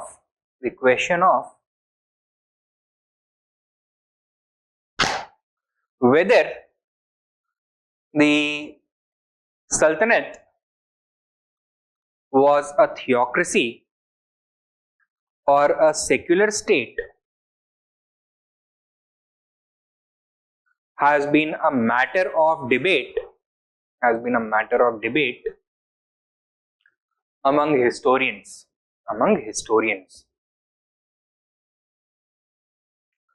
Full stop.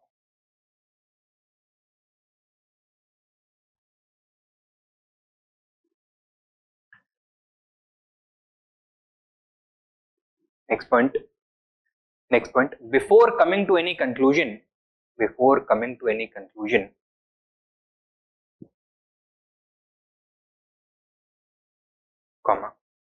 we need to carefully analyze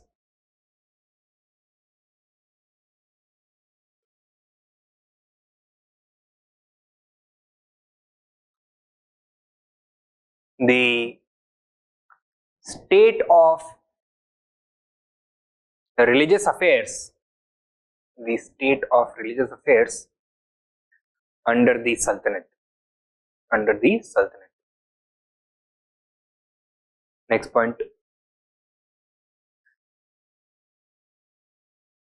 The word theocracy comes from the Greek word theos,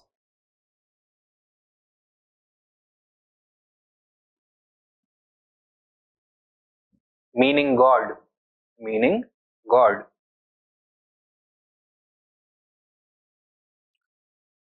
Full stop. Thus, theocracy literally means the rule of God.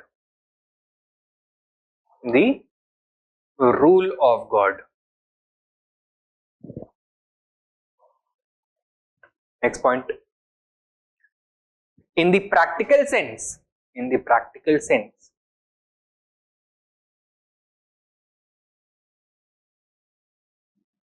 any state must fulfill the following criteria to qualify as a theocracy. Number 1, the presence of a sovereign hereditary class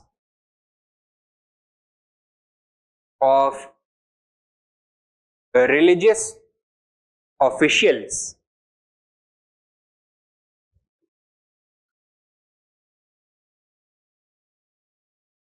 or a sovereign religious head ruling on behalf of God.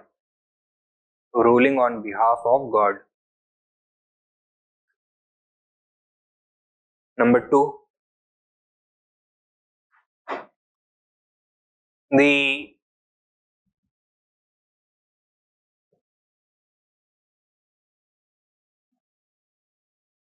legal exclusivity, the legal exclusivity of religious law,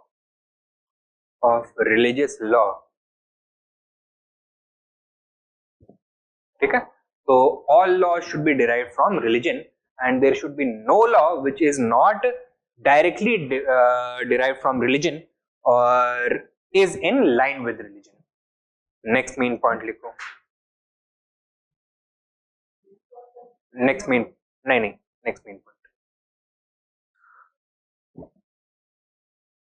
In the Delhi Sultanate,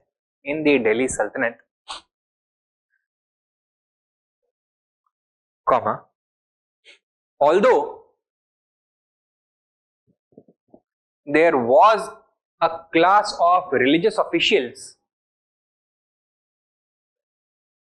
known as the ulema,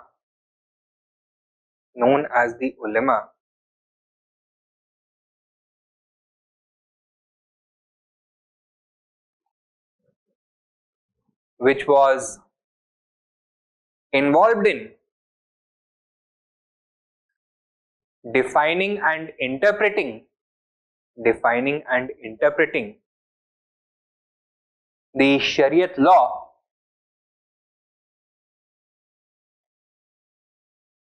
comma, this class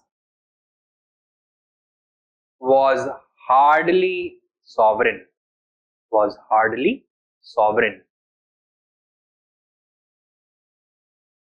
The point. They depended upon the Sultan for their power and prestige. They depended upon the Sultan for their power and prestige. Full stop. Next point. Further, the ulema class was not hereditary.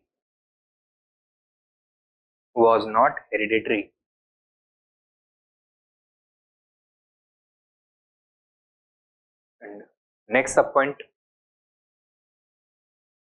Powerful sultans such as Alauddin Khilji or Muhammad bin Tughlaq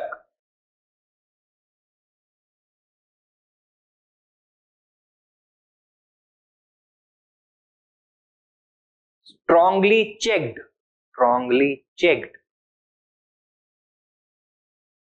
their influence by adopting a policy of secularism that involved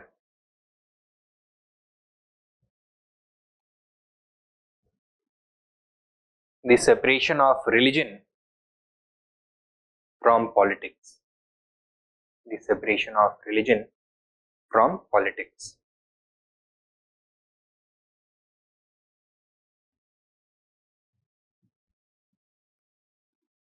ठीक है, तो एक तो ये चीज हो गई.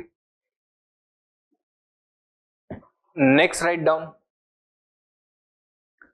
Next main point. The sultans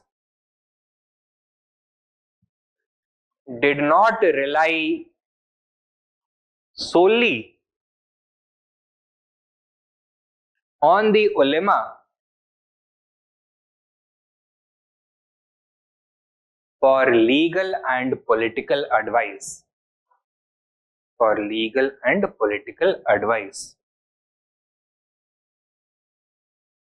Full stop.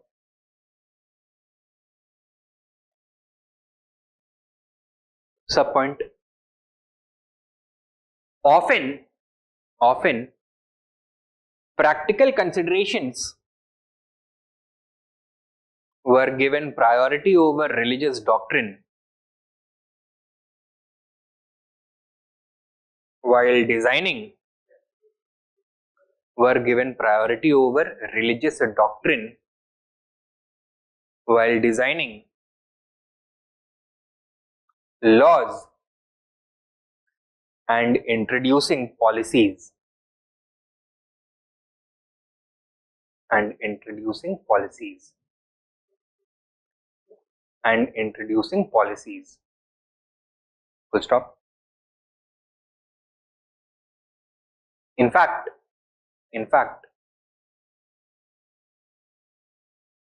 various rulers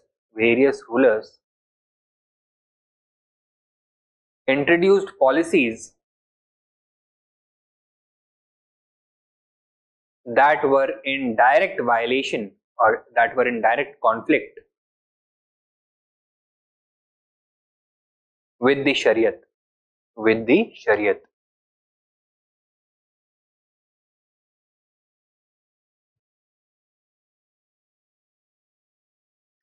For example, write down example. It is prohibited under Islam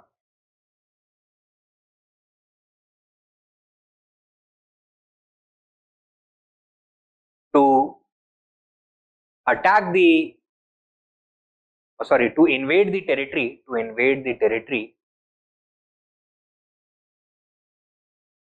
of another Muslim ruler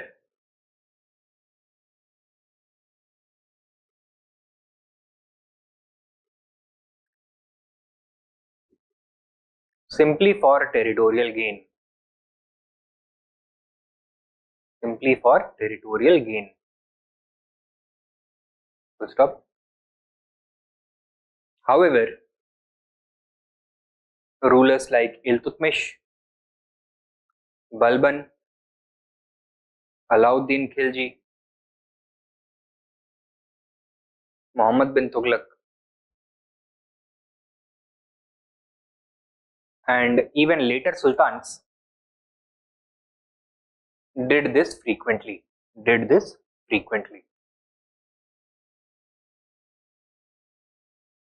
ठीक है? Is this clear? Did this frequently. Clear है? Next सब point लिखो. Over and above this, comma, the sultans regularly issued secular orders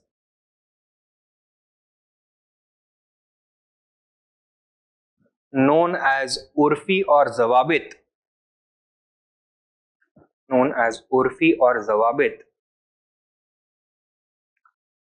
to supplement the Shariat law.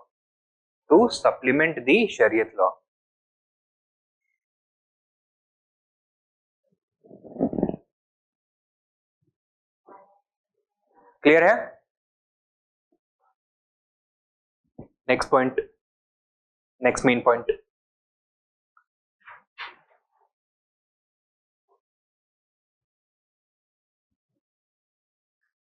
It is difficult to accept the Sultanate as an Islamic theocracy since the basic Islamic Shariat,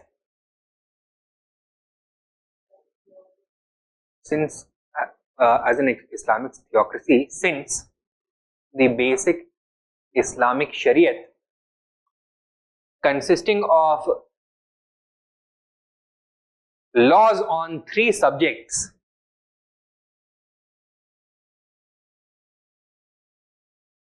that is Ibadat, civil law and criminal law.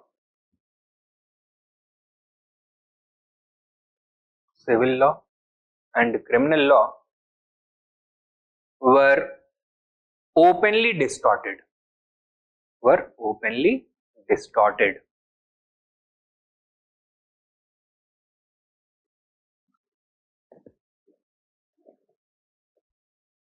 Sub point लिखो.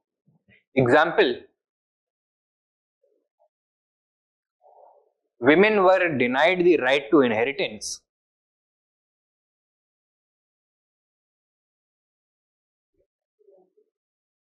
Denied the right to inheritance in violation of the Shariat.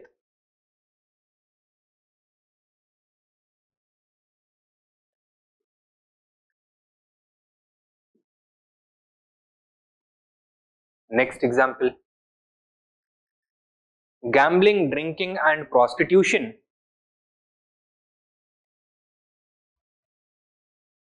comma, all prohibited under Islam, all prohibited under Islam, were allowed in the Delhi Sultanate. Were allowed and prostitution, comma, all prohibited under Islam, comma, were allowed in the Delhi Sultanate. Were allowed in the Delhi Sultanate.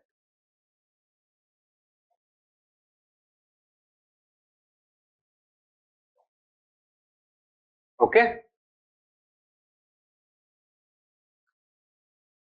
Next main point लिखो.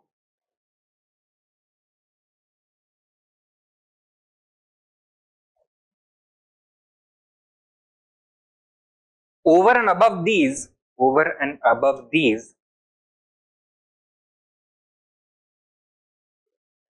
comma, even the Sultanate's basic objective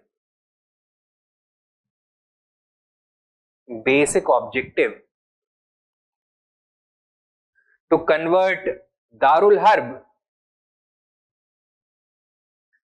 to convert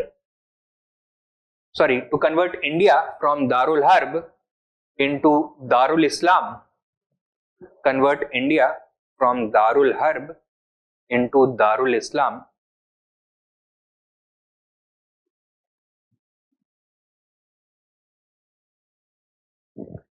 has also been challenged. Has also been challenged. How have we begun this sentence? इसको शुरू कैसे किया sentence को?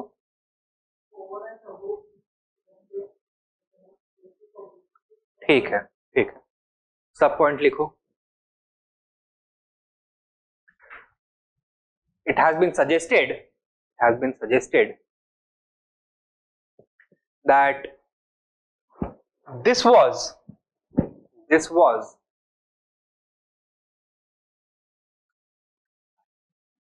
more of a political tool,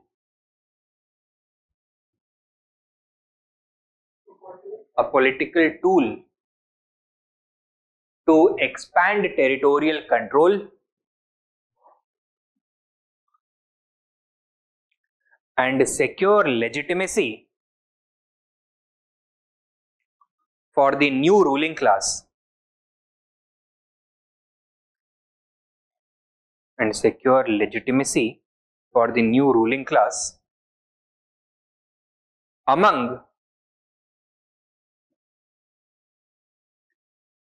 the Muslim subjects. Among the Muslim subjects.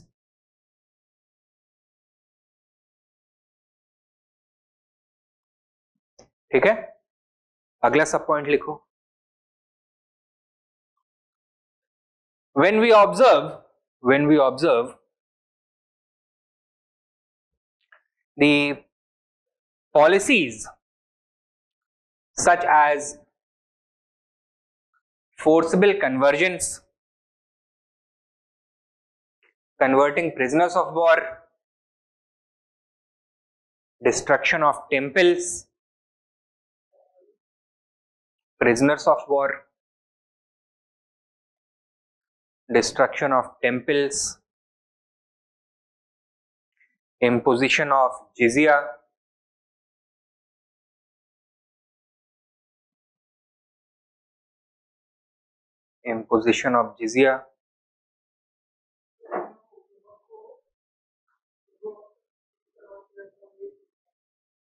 forcible convergence, ठीक है, jizya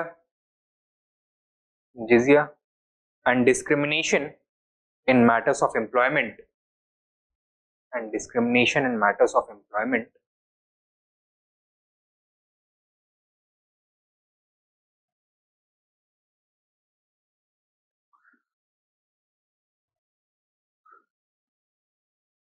comma, they were all prohibited by the hadith.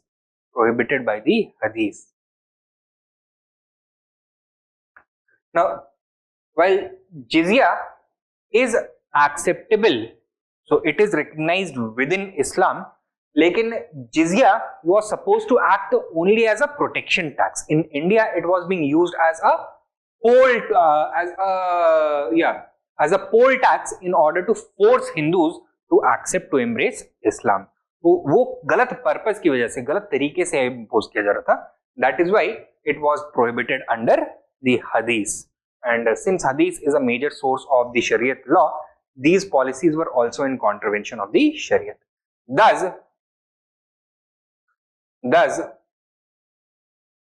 these policies were also in violation of the Shariat.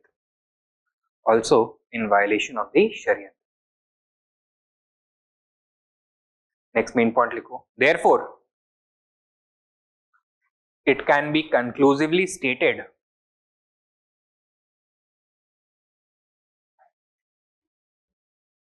that the Sultanate was not a theocracy.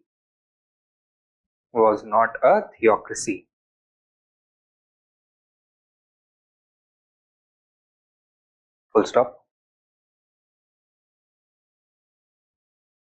In this light, comma, could it be characterized as a secular state?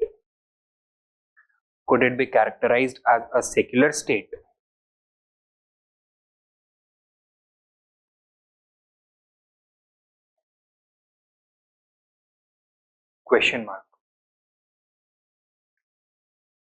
Full stop. Next point. It is difficult to argue that the Sultanate was a secular state either.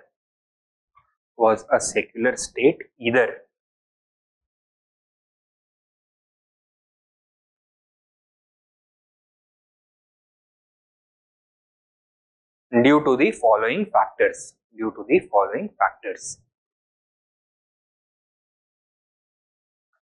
सब point में 1 2 3 4 करके लिख लो. Number 1,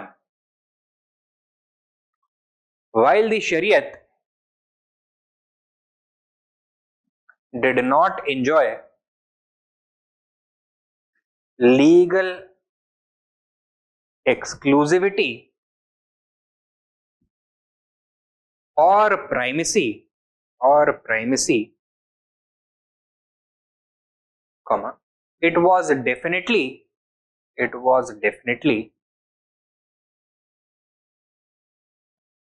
the basis for the state's legal, political and revenue machinery.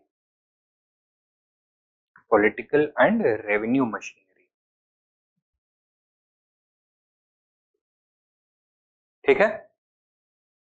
Next, number 2, while the ulama class was neither hereditary nor sovereign,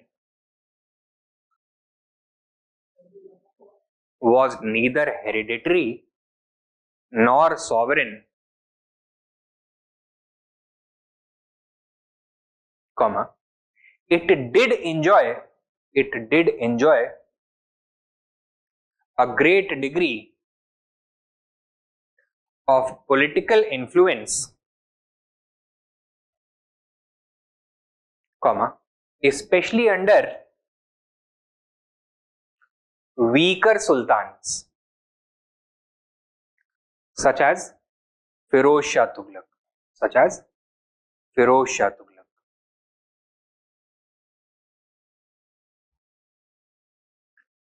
Next, third, from the very beginning,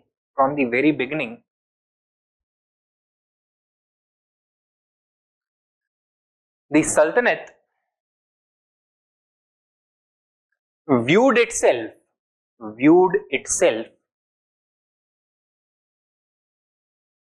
as the sword and oracle of Islam in India. Oracle मतलब होता है prophet, तो sword and prophet of Islam in India.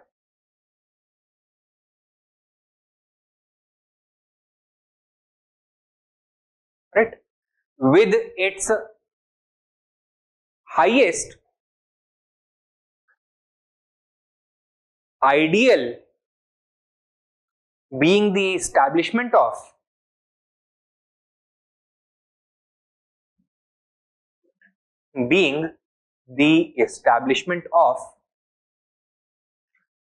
Darul Islam in India. Darul Islam in India.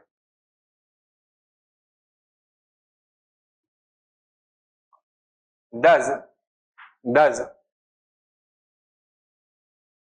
ideologically, comma, the state was heavily dependent on religion. Thus, ideologically, the state was heavily dependent on religion.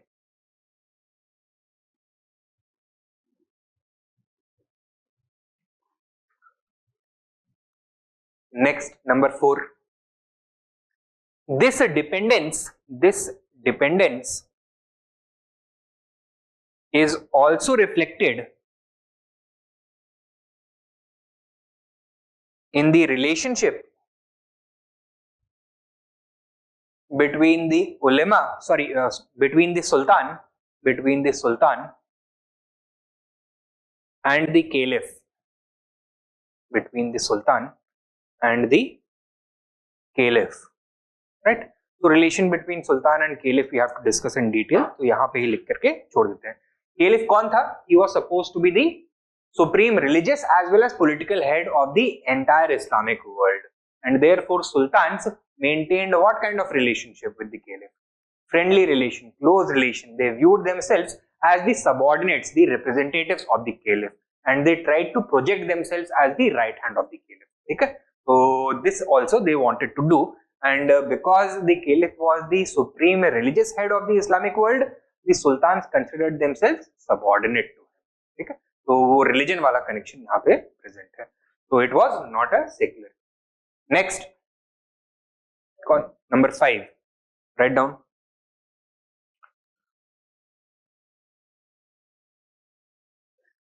Religious discrimination and persecution.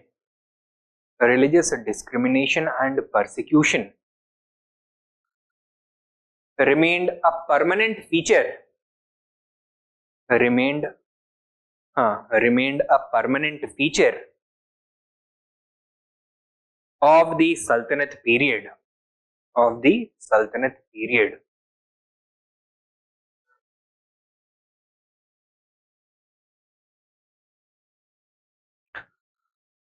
Full stop. In this light,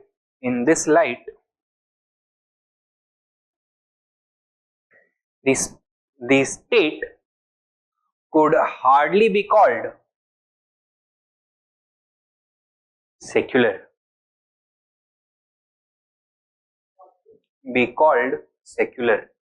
Could hardly be called secular. Full stop. There was no freedom of religion or equality of religion.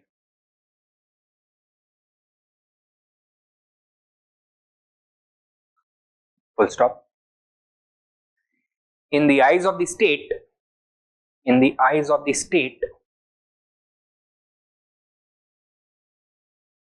comma, at least from a theoretical point of view,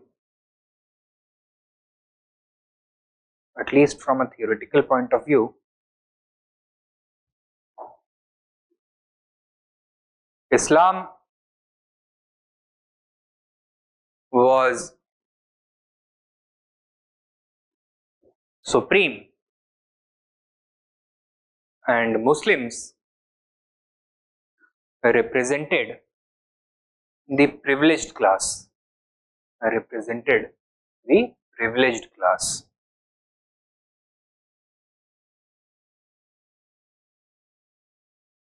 Next point. Next main point. On the whole,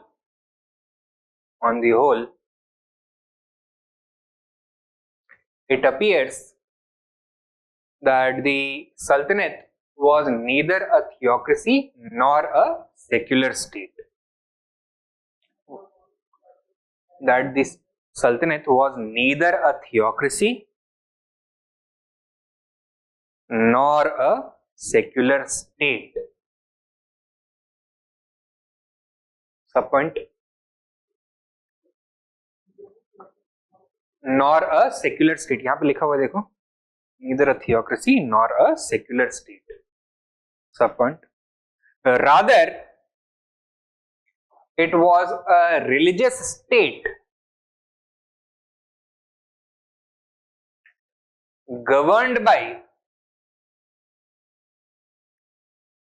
a religiously conscious political class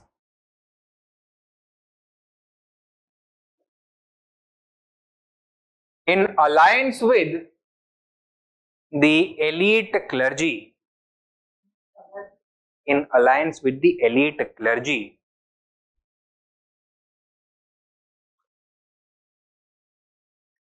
Which used religion as a tool to fulfill its political objectives.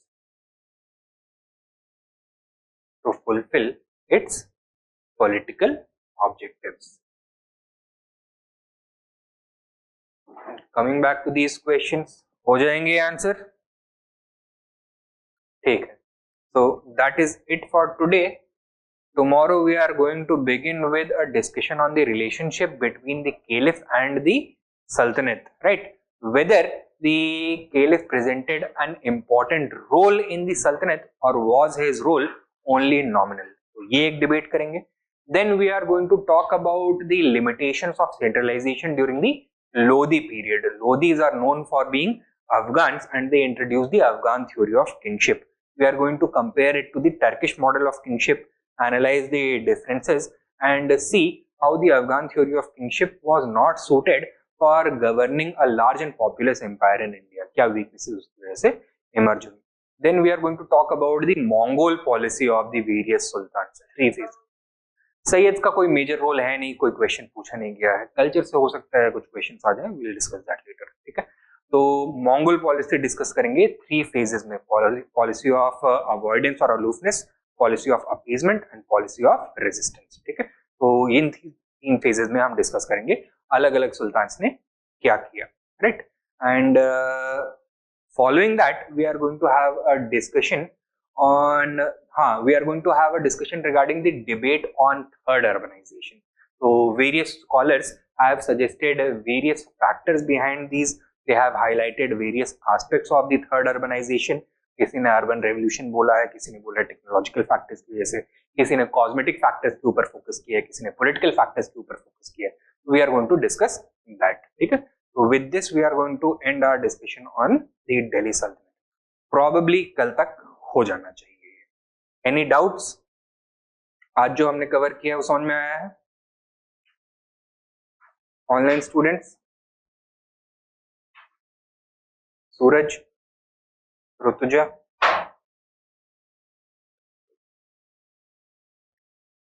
hoping that there are no doubts. Thank you. Thank you. Chaliए, see you tomorrow.